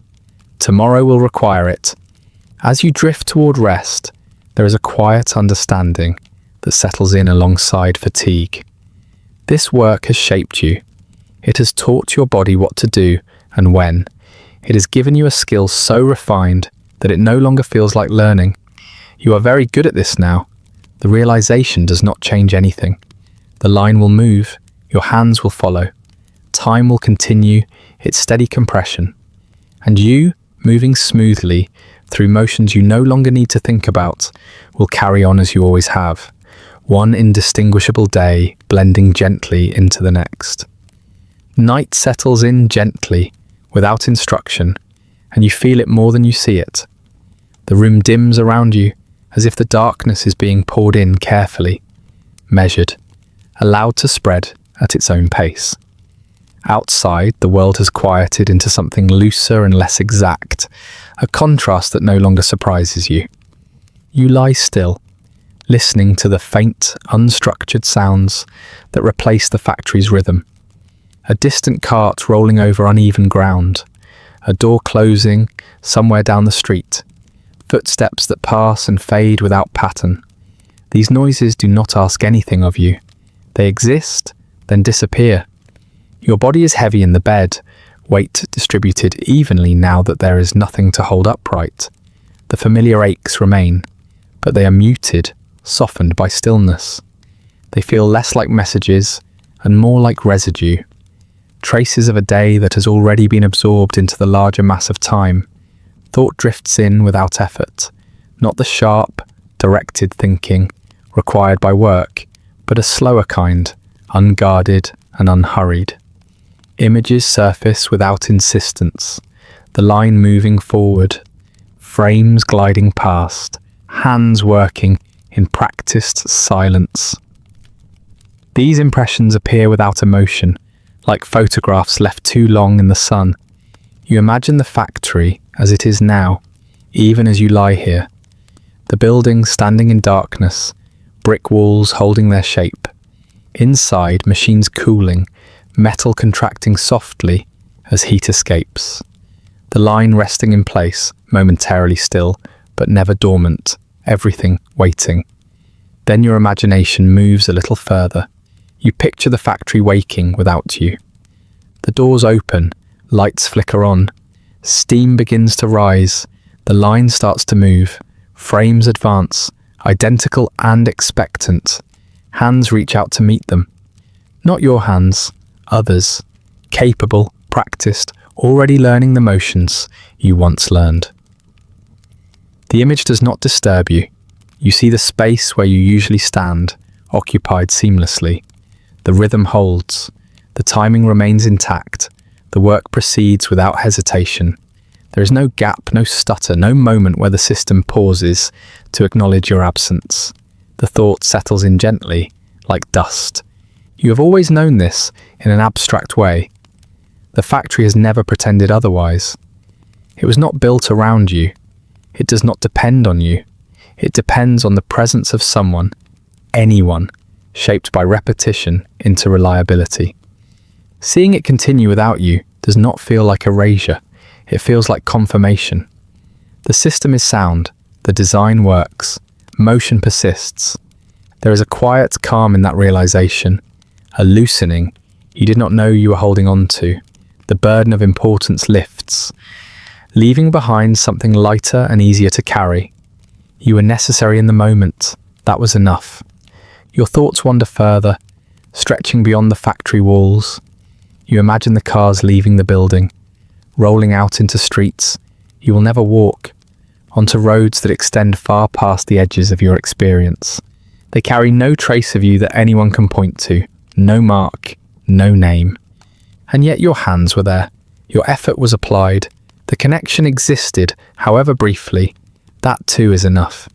You think about time differently now, not as a sequence of days or years, but as a continuous flow that passes through places and people without stopping. You were part of that flow for a while, shaped by it, shaping it in small, precise ways. Now it continues. The factory will age, machines will be replaced, methods refined, new ideas will arrive and be absorbed just as quietly as before. The line will move faster, then faster still. People will stand where you once stood, learning the same lessons without being told. Your body, here in the stillness, feels separate from all of that. It exists now for itself, not as equipment, not as part of a system. The distinction feels subtle, but real. You breathe more deeply, noticing how the air moves without resistance. The night grows heavier, pressing gently against the window. The room holds its shape, unchanged, offering nothing beyond what is required. You do not need more. You wonder, briefly, what will remain of you in a broader sense.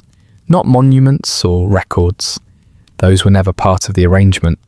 What remains is quieter. A posture learned, a motion passed along, a way of working absorbed by someone else and carried forward without acknowledgement. This does not feel sad, it feels orderly. The factory was built to endure by not depending too much on any single part. In that way, it mirrors something fundamental about the world itself. Things persist by allowing themselves to be replaced. Continuity requires letting go. You turn slightly in the bed, adjusting your position until the weight settles more comfortably. Your body responds slowly, but it responds. That, too, is something you have learned to appreciate. Function does not require perfection. As sleep approaches, the images soften further. The line fades into abstraction. The factory becomes an idea rather than a place. Motion becomes suggestion rather than demand. You let the thought of the factory running without you remain where it is, neither pushed away nor examined too closely. It does not threaten you, it reassures you. Tomorrow, someone else will stand in that spot. The work will continue, the sound will return. Progress, in its quiet, procedural fluidity, will move forward again. Tonight you are not required. The room remains still. The night deepens. Your breathing slows, settling into a rhythm that belongs only to you. Sleep arrives gradually, not as an escape, but as a natural easing of awareness. As you drift toward it, there is no final conclusion, no closing statement, just the sense of having been part of something that did not need to remember you in order to carry on. And in that understanding, calm spreads evenly, pressing down gently until thought dissolves and rest takes over, leaving the line to move on without you perfectly well. And that brings us to the end of tonight's story. Feel free to like, subscribe, or leave a comment with another forgotten corner of history you'd like explored next. If you'd like early access to more of these quiet descents into forgotten history, ad-free audio of the episodes, or just want to support the show, there's a link to the Patreon in the description. If you're listening on a podcast app, a rating or review helps more people find their way to these stories. And special thanks to the supporters who make this show possible, including our chroniclers, Andrew S., Rich Davis, and Leslie Schofield. Sleep well.